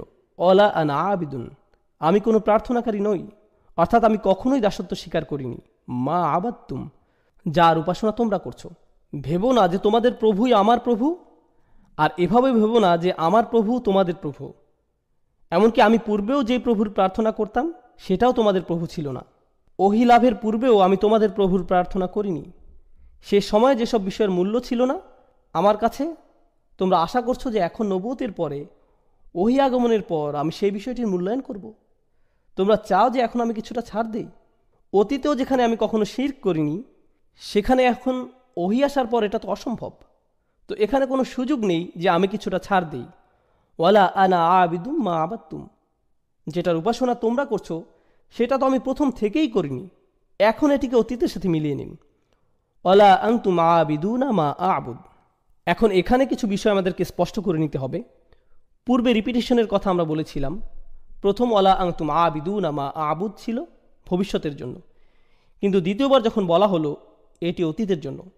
একটি ছিল এক বিষয়ে ছাড় দেওয়ার জন্য এবং অপরটি অপর বিষয়ে ছাড় দেওয়ার জন্য। এই আয়াতটি পুনরায় আসার কারণ আমরা ইতিমধ্যে বুঝে নিয়েছি।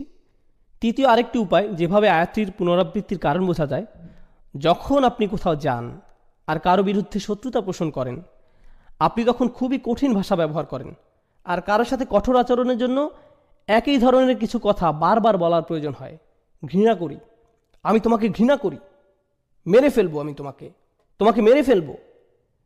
একই কথা পুনরায় বলে আপনি কি বোঝাতে চাচ্ছেন?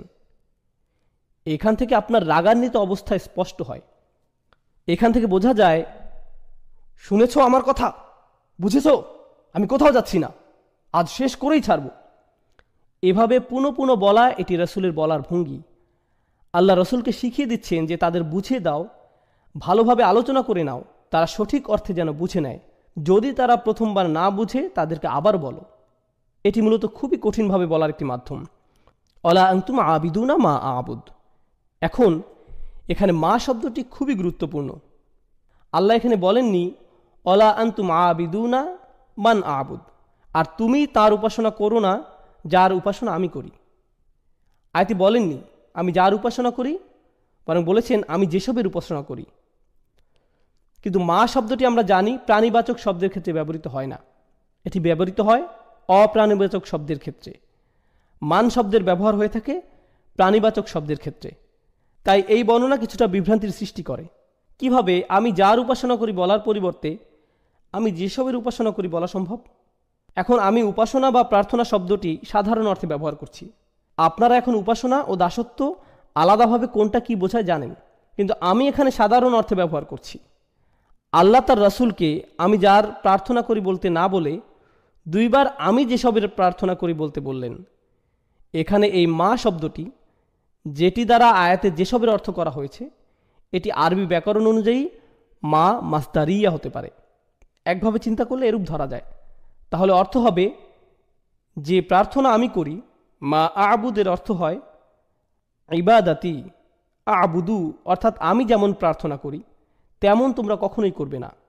মা শব্দটি দ্বারা এক হিসাবে এমনটাই বোঝাচ্ছে যে ধরনের যে প্রকৃতির উপাসনা আমি সৃষ্টিকর্তার করি তোমরা তা কখনোই করবে না। সৃষ্টিকর্তার একজন দাস হওয়া, প্রার্থনাকারী হওয়া, এটি আমার নিকট যে অর্থ বহন করে তা তোমাদের নিকট কখনোই একই অর্থ বহন করে না। তোমাদের আর আমার চিন্তাভাবনা সম্পূর্ণ ভিন্ন। মা শব্দটির এটি একটি ব্যাখ্যা। দ্বিতীয় যে ব্যাখ্যা মা শব্দটির করা যায়, যদি এটাকে ইসমে তাজ্জুব, মসুলা, কি অসাধারণ সৃষ্টিকর্তার উপাসনা আমি করি, আর কি জঘন্য মিথ্যাচারের উপাসনা তোমরা করো।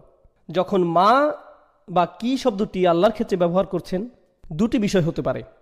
বিষয়টি সহজ করে বোঝাতে চলুন আমরা কে এবং কি এর মধ্যকার পার্থক্যটা দেখি। যখন আপনি কে দ্বারা কোনো প্রশ্ন করছেন, আপনি বিশেষ কোনো ব্যক্তির খোঁজ করছেন। আর যখন আপনি কি দ্বারা কোনো প্রশ্ন করছেন, আপনি বিশেষ কোনো গুণ বা বৈশিষ্ট্যের খোঁজ করছেন। যখন আপনি জিজ্ঞেস করেন এই ব্যক্তিটি কে, পাশের কেউ জবাব দেয় সে আব্দুল করিম, এ শরীফ ও আহমদ। কিন্তু যখন আপনি জিজ্ঞেস করেন এই ব্যক্তিটি কি, সে একজন অ্যাকাউন্টেন্ট, একজন ডাক্তার, সে একজন ভালো মানুষ ইত্যাদি। ঠিক? অর্থাৎ যখন আপনি বলছেন কে, ও হ্যাঁ, অ্যাকাউন্টেন্টরা ভালো মানুষ নাও হতে পারে, আমি আসলে জানি না, যাই হোক, কে দ্বারা যখন আপনি প্রশ্ন করছেন তখন কোনো ব্যক্তিকে খুঁজছেন। আর কি দ্বারা প্রশ্ন করলে তার গুণ খোঁজা হচ্ছে। বুঝতে পারছেন নিশ্চয়ই? যখন মা দ্বারা প্রশ্ন করা হয় তখন কিসের সম্পর্কে জিজ্ঞেস করা হচ্ছে বলুন? ব্যক্তি নাকি বৈশিষ্ট্য? হ্যাঁ, অবশ্যই বৈশিষ্ট্যের ব্যাপারে। কত অসাধারণ সৃষ্টিকর্তার প্রার্থনা আমি করি, যার উপাসনা আমি করি, তিনি সত্য, তিনি সত্য স্রষ্টা, অর্থাৎ স্রষ্টার বৈশিষ্ট্যের দিকে ইঙ্গিত করা হয়েছে। আর যখন মা শব্দটি তাদের জন্য ব্যবহৃত হচ্ছে, অলা আনা আবিদুম মা আবাত্তুম, মা আবাত্তুম, কি জঘন্য মিথ্যার অনুসরণ তোমরা করছো। দেখো, তোমরা যাদের অনুসরণ করছো তাদের প্রকৃতি একটু দেখো, আর আমি যারা অনুসরণ করছি তার প্রকৃতি একটু দেখো। মা শব্দটি এখানে এই কাজই করছে। দারুণ। অলা আনা আবিদুম মা আবাত্তুম অলা আনতুম আবিদুনা মা আবুদ। তোমরা কি ভাবছো যে আমি যেই অসাধারণ আল্লাহর ইবাদত করি তোমরাও সেই একই আল্লাহর ইবাদত করো? তোমরা আসলেই ভাবো যে তোমাদের সৃষ্টিকর্তাকে আমার আল্লাহর সাথে মেলাতে পারবে? কখনোই না। আর তোমরা কি ভাবো যে আমি আমার সর্বশক্তিমান আল্লাহর জন্য যা করি, তার সামনে যেভাবে দাসত্ব কবুল করি, তা তোমাদের ওই তুচ্ছ বানানো স্রষ্টাদের জন্যও করব? কখনোই না। আর এই বর্ণনাগুলোতে দুইটি পক্ষের ব্যবধান অসীম পর্যায়ে বৃদ্ধি করা হয়েছে মা শব্দটির ব্যবহারের মাধ্যমে। সেই মা হিয়া, স্রষ্টার সেই প্রকৃতি যার প্রার্থনা আল্লাহ রসুল করেন। আল্লাহ আসলে কে? আল্লাহ আসলে কি? সুবহানাহু ওয়া তাআলা। মা শব্দটি দ্বারা এসবই আলোকপাত করা হয়েছে। তাই বলা যায় এটি শুধু মা মাজদারিয়া নয়, এটি মা তাআজ্জুবও। খুবই শক্তিশালী একটি বিষয় যার ব্যবহার এই আয়াতে হয়েছে। এখন আমরা একেবারে শেষ আয়াতটিতে যাচ্ছি। এখানে আমরা অবিশ্বাস্য ধরনের চমৎকার একটি বিষয় জানতে পারবো ইনশাআল্লাহ। লাকুম দীনুকুম ওয়ালিয়া দীন। সম্ভবত এটি আমাদের সময় কোরআনের সবচাইতে ভুলভাবে ব্যাখ্যাকৃত আয়াতগুলোর মধ্যে একটি। সাধারণভাবে আয়াতের অর্থ করা হয় তোমাদের দিন তোমাদের থাকুক, আমার দিন আমার। প্রথমে এখানে লাকুম শব্দটি আগে ব্যবহৃত হয়েছে, ইখতিসাস, অর্থাৎ জার ওয়া মাজরুর মুকাদ্দম। আল্লাহ বলেননি দীনুকুম লাকুম ওয়া দীনি লি। তিনি বলছেন লাকুম দীনুকুম ওয়ালিয়া দীন, তোমাদের ধর্ম শুধুই তোমাদের জন্য। হ্যাঁ, তা শুধুই তোমাদের, অর্থাৎ সেটা কখনোই আমার জন্য হবে না, আমার হবে না। শুধুই শব্দটি আমি এখানে যথার্থ কারণেই বসিয়েছি, কেননা লাকুম এখানে আগে এসেছে। এটা যদি দিন হুকুমের পরে আসতো তাহলে শুধুই শব্দটা এখানে হতো না। এটা যদি দিন হুকুমের পরে আসতো তাহলে শুধুই শব্দটি এখানে আসতো না। তোমাদের ধর্ম, তোমাদের এই ধর্ম শুধুই তোমাদের জন্য। অলিয়া দিন, আর আমার দিন এই মুহূর্তে তোমাদের ক্ষেত্রে এটিও শুধুই আমার জন্য। অর্থাৎ তোমাদের ও আমার মধ্যে কখনোই আর কোনো কিছুর বিনিময় সম্ভব নয়। বিনিময়ের সময় শেষ। অন্যভাবে বললে, আমি এই শহর ছেড়ে যাচ্ছি। এই আয়াতগুলো মূলত রাসূলের হিজরতের পূর্বাভাস। কেননা কোনো জায়গায় যখন দাওয়ার আর কোনো কারণ অবশিষ্ট থাকে না তখন হিজরত অবশ্যম্ভাবী। কারণ রাসূলের মক্কাতে থাকার কারণ একটাই, দাওয়া। কিন্তু রাসূল নিজেই যদি বলেন যে দরজা বন্ধ হয়ে গেছে, তাহলে স্পষ্ট হয়ে যায় যে তিনি নিজের নাগরিকত্ব পরিত্যাগ করছেন, যেমনটা আমরা বললাম। আর হ্যাঁ, যখন রাসূলের পক্ষ থেকে এই ধরনের শব্দ আসছে তখন তাদের ক্রোধ কি আরও বাড়ছে নাকি বাড়ছে না? অবশ্যই বাড়ছে। এই ধরনের শব্দ কোরআনের অন্য জায়গাতেও দেখা যায়। কুল ইয়া কওমি আমালু আলা মাকানাতিকুম, তাদের বলুন আমার জাতির মানুষেরা, তোমাদের জায়গা থেকে তোমাদের যা মন চায় করো, তোমাদের অবস্থায় থেকে যা করতে পারো করে ফেলো। ইন্নী আমালু, আমিও কাজ করছি, আমার যা করার আমিও করে যাচ্ছি, দেখা যাক শেষ হাসি কার হয়। নামাজের বিরতির পূর্বে শেষ কয়েক মিনিটে আমরা এই সূরার আয়াতগুলো আরেকবার দেখে নিই। আয়াতগুলো ভিন্ন এক দৃষ্টিভঙ্গি থেকে আলোচনা করা যাক সূরাটি পুরোপুরি শেষ করার পূর্বে। আর নামাজের পরবর্তী 10 মিনিটের সেশনে আমরা সূরাটি একেবারেই শেষ করে দেব ইনশাআল্লাহ তাআলা। দিন শব্দটি আরবিতে এই শব্দটি দাইন শব্দ থেকে আসে। দাইন শব্দের অর্থ ধার বা ঋণ, কোনো কিছু যার নির্দিষ্ট পরিমাণ আপনি কারো কাছ থেকে পান বা যা আপনার থেকে কেউ পায়। দিন শব্দটি আরবিতে শাসনতন্ত্র বা সরকারও বোঝায়, কেননা সরকার সাধারণ মানুষকে তাদের পাওনা দিয়ে থাকে এবং সাধারণ মানুষ থেকে নিজেদের পাওনা নিয়ে থাকে। সূক্ষ্ম বিনিময় যা সরকার ও কোনো দেশের মানুষের মাঝে ঘটে। দিনের জন্য কোনো না কোনো কর্তৃপক্ষ থাকা জরুরি। একইভাবে বিচার দিবসে যখন মানুষ ঠিক তাই পাবে যা তাদের প্রাপ্য, ঠিক তাই দিবে যা তাদের থেকে পাওনা, এই দিনকেও ইয়াউম আদ-দিন বলা হয়েছে। মালিকি ইয়াউমিদ্দিন, লাকুম দীনুকুম ওয়ালিয়া দিন এর একটি অর্থ হয় তোমরা যথার্থভাবে ঠিক তাই পাবে যা তোমাদের প্রাপ্য।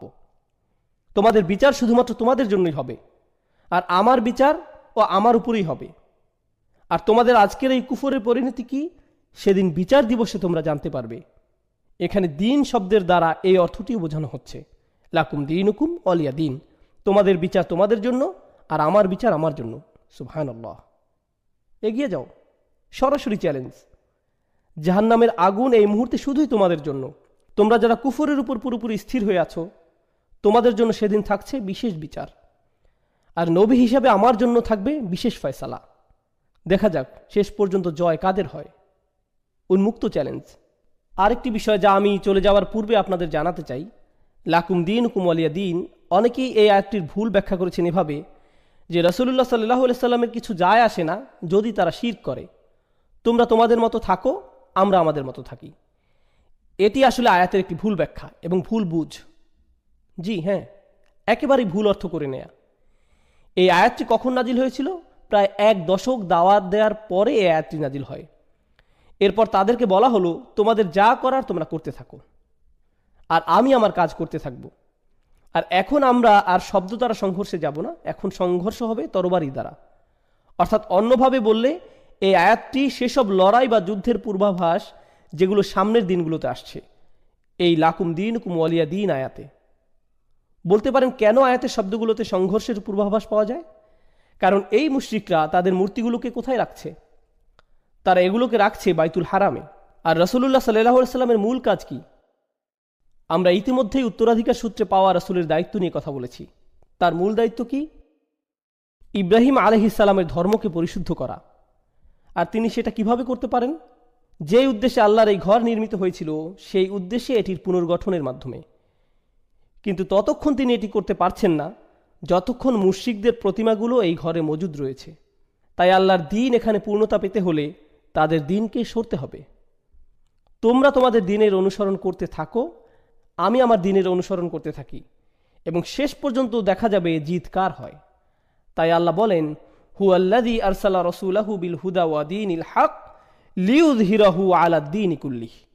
তিনি তার রাসূলকে পাঠিয়েছেন, আল্লাহ তার রাসূলকে পাঠিয়েছেন হিদায়াতের সাথে এবং সেই সত্য দ্বীনের সাথে, যাতে এটি অন্য সকল যত দ্বীন আছে সেগুলোকে পরাস্ত ও নিষ্প্রভ করে দিতে পারে। দ্বীনের অন্যান্য যত রূপ সবগুলোই পরাভূত হবে।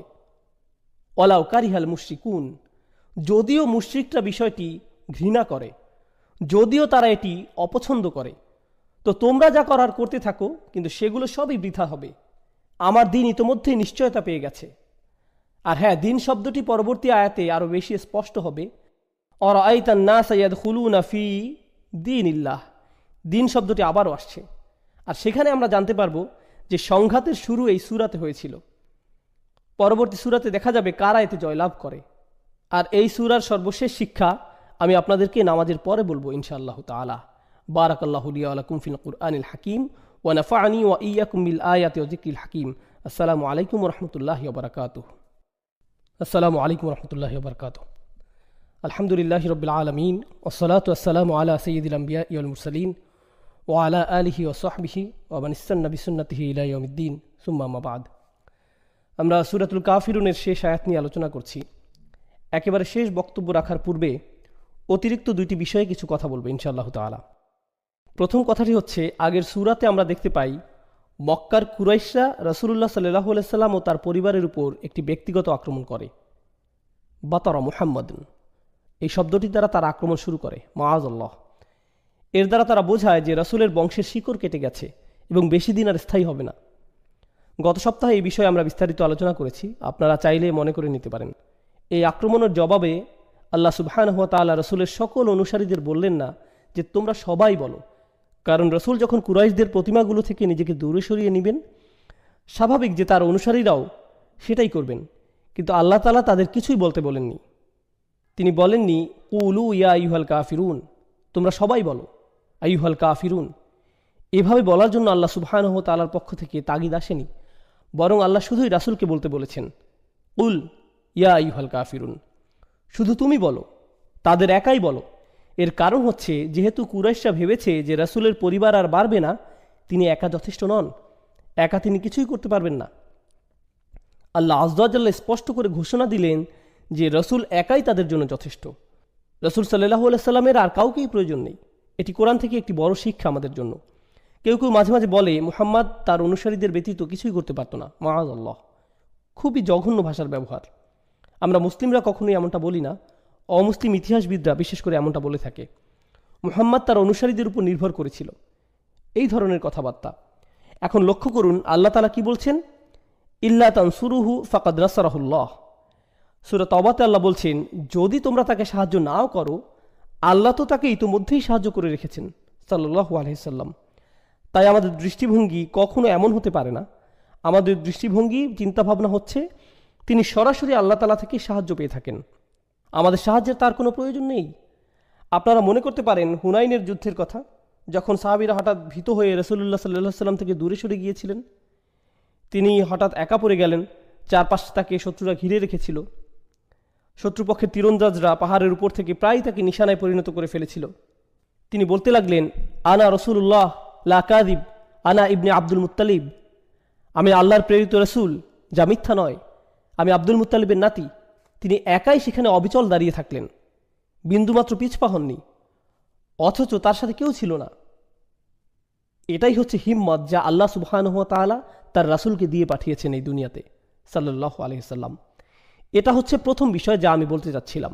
দ্বিতীয় বিষয়টি হচ্ছে, আমি ইতিমধ্যে বলেছি আপনাদের যে কুরাইশরা চাচ্ছিল রাসূল তাদের সাথে কিছুটা হলেও আপোষ করুক, কিন্তু আল্লাহ বলছেন যে তাদের রাসূলের সাথে কথাবার্তা বলে লাভ নেই। রাসূল তো শুধু আমার নেওয়া সিদ্ধান্ত তাদের জানাচ্ছে, এগুলো সবই আমার আদেশ। তাই সূরাটি শুধু ইয়া আইয়ুহাল কাফিরুন না বলে কুল শব্দ দিয়ে শুরু হচ্ছে, অর্থাৎ রাসূল সরাসরি তোমাদের বলছে না, বরং আমার আদেশে রাসূল তোমাদের বলছে। তাই রাসূলের সাথে আপোষ করে তাদের কোনো লাভ হবে না। এখন এই সূরার শেষে লাকুম দীনুকুম ওয়ালিয়া দীন, দিন শব্দের শেষে যে নুনটি রয়েছে এটি আসলে দ্বীনই হওয়ার কথা। তোমাদের নিকট তোমাদের দিন থাকুক আর আমার নিকট আমার দিন। আরবি ব্যাকরণ অনুযায়ী ইদফা হওয়ার কারণে এখানে শেষে ইয়া হওয়ার কথা। এক্ষেত্রে যাকে ইয়া মুতাকাল্লিম বলা হয়, কিন্তু অলঙ্করণের স্বার্থে এখানে ইয়া সরিয়ে ফেলা হয়েছে আর শুধুই কাসরা ব্যবহার করা হয়েছে। আপনি যদি মুসহাফ একটু চেক করে দেখেন তাহলে দেখবেন এটি বলছে লাকুম দীনুকুম ওয়ালিয়া দীন, শুধুই কাসরা শেষে আছে, অর্থাৎ ইয়া সরিয়ে ফেলা হয়েছে। আরবিতে এই নিয়মটিকে বলা হয় হাজফ, যেখানে একটি অক্ষরকে সরিয়ে ফেলা হয়। বিভিন্ন কারণে এটি প্রয়োগ হয়ে থাকে, তার মধ্যে একটি কারণ হচ্ছে বিস্ময়ের প্রকাশ, অর্থাৎ যখন আপনি খুবই উত্তেজিত বা আবেগী হয়ে পড়েন তখন দীনই না বলে আপনি শুধু বলেন দিন। একইভাবে আমরা যখন আল্লাহ আযজা ওয়া জাল্লার কাছে প্রগাঢ়ভাবে সাহায্য চাই তখন আমরা রব্বি বলি না, তখন আমরা শুধুই রব বলে থাকি, রব্বিগফিরলি। এখানে রব্বি শব্দকে কেন সংক্ষিপ্ত করা হয়েছে? কারণ আমরা আল্লাহ আযজা ওয়া জাল্লার সামনে মরিয়া হয়ে আবেদন জানাচ্ছি, এটি অন্তর থেকে তার প্রতি নিবেদন। এইখানে এই সূরায় হাসফের ব্যবহার হয়েছে যাতে করে নিজের দিনের ব্যাপারে রাসূলের দাবি স্পষ্ট ও গাঢ় হয়, এটি আমার দিন। আরেকটি কারণ হচ্ছে ইয়া দ্বারা এখানে স্বয়ং রাসূলুল্লাহ সাল্লাল্লাহু আলাইহি সাল্লামকে বোঝানো হতো, কিন্তু হাসফের দ্বারা এই আয়াতে রাসূলের ভূমিকাকে সংক্ষিপ্ত করা হয়েছে আর আল্লাহর ক্ষমতাকে ফোকাসে আনা হয়েছে। প্রথমেই আল্লাহর ভূমিকাকে এই সূরাতে কুল শব্দের দ্বারা বর্ধিত করা হয়েছে, আর শেষে ইয়া হাসফের মাধ্যমে এমন দাঁড়ালো যে আল্লাহ রাসূলকে বলছেন সবশেষে তুমি এক্ষেত্রে নিজের কথা উল্লেখও করতে পারবে না। এসব সিদ্ধান্ত আসলে তোমার দ্বারা হচ্ছে না, এই সিদ্ধান্তের পেছনে তুমি না, সুবহানাল্লাহ, খুবই চমৎকার, প্রবল ও কার্যকর উপসংহার এই সূরার। আর এখন আমি আপনাদের তৃতীয় এবং সবচেয়ে গুরুত্বপূর্ণ বিষয়, যেটি উল্লেখের মাধ্যমে এই বক্তব্য শেষ করব ইনশাআল্লাহ তাআলা। আমি আপনাদের প্রথম থেকেই বলেছি যে কোরআনের শেষ 10টি সূরা শুধুমাত্র রাসূলুল্লাহ সাল্লাল্লাহু আলাইহি ওয়াসাল্লামের জীবনী বোঝার জন্যই গুরুত্বপূর্ণ নয়, বরং রাসূলের আদর্শের সাথে ইব্রাহিম আলাইহিস সালাতু ওয়াস সালামের আদর্শের সংযোগ বা সম্পর্ক বোঝার জন্যও গুরুত্বপূর্ণ। এখন শুনুন, আমি আপনাদের কোরআনের অন্য একটি জায়গায় নিয়ে যাচ্ছি। একটি বিশাল আয়াত থেকে আমি কেবল গুটি কয়েক শব্দ অনুবাদ করব। কদ কানাত লাকুম উসওয়াতুন হাসানাতুন ফি ইব্রাহিম, তোমাদের জন্য ইতোমধ্যেই ইব্রাহিমের জীবনীতে চমৎকার আদর্শ রয়েছে। ওয়াল্লাযীনা মাআহু, এবং তাদের মধ্যে যারা তার সাথে রয়েছে। ইয ক্বালু লিকওমিহি, যখন তারা তাদের জাতিকে বলল, ইন্না বুরাউ মিনকুম ওয়া মিম্মা তা'বুদুনা মিন দুনিল্লাহ, আমরা পুরোপুরিভাবে তোমাদের সাথে সম্পর্ক ছিন্ন করলাম, এতে কোনোই সন্দেহ নেই। শব্দগুলো মনোযোগ দিয়ে শুনুন। তারা বলল, আমরা তোমাদের সাথে সকল সম্পর্ক ছিন্ন করছি এবং আল্লাহকে বাদ দিয়ে তোমরা যাদের যাদের উপাসনা করো, সেগুলো যাই হোক না কেন, প্রত্যেকের সাথে আমরা সম্পর্ক ছিন্ন করছি। আমরা তোমাদের সাথে এবং তোমরা যাদের উপাসনা করো তাদের সাথে সম্পর্ক ছিন্ন করলাম। শব্দগুলো কি পরিচিত শোনাচ্ছে? সুবহানাল্লাহ। আর তিনি বলে গেলেন, কাফারনা বিকুম, আমরা তোমাদের প্রত্যাখ্যান করলাম। অন্যভাবে বললে, আমরা তোমাদের বিশ্বাসকে অস্বীকার করলাম, তোমাদের ধর্মকে তাকফির করলাম। ওয়াবাদা বাইনানা ওয়া বাইনাকুমুল আদাওয়াতু ওয়াল বাগদাউ আবাদা, আর এখন আমাদের ও তোমাদের মধ্যে চিরদিনের জন্য প্রতিহিংসা ও ঘৃণার সূত্রপাত হয়ে গেল। হাত্তা তুমিনু বিল্লাহি ওয়াহদা, যতক্ষণ না তোমরা আল্লাহতে বিশ্বাস করছো, যিনি এক ও অদ্বিতীয়। সুবহানাল্লাহ। আয়াতের শেষ অংশে ইব্রাহিম তার পিতার জন্য দোয়া করছেন আলাইহিস সালাম, যার মধ্য দিয়ে আয়াতটি শেষ হয়। কিন্তু আয়াতটির দিকে ভালো করে লক্ষ্য করুন, এটি কি প্রায় সূরাতুল কাফিরুনের অর্থের মতোই নয়? যেভাবে রাসূলুল্লাহ কুরাইশদের সাথে মোকাবেলা করছেন, তিনি তাদের সাথে বিরোধপূর্ণ কথাবার্তার মধ্যেও ইব্রাহিম আলাইহিস সালামের আদর্শের পুনরাবৃত্তি করছেন। শুধুমাত্র ফাসল্লি লিরব্বিকা ওয়ানহার এর মধ্যেই নয়। সুবহানাল্লাহ, কত সুন্দরভাবে আল্লাহ তাআলা কোরআনের শিক্ষাগুলোকে সংযুক্ত করেছেন।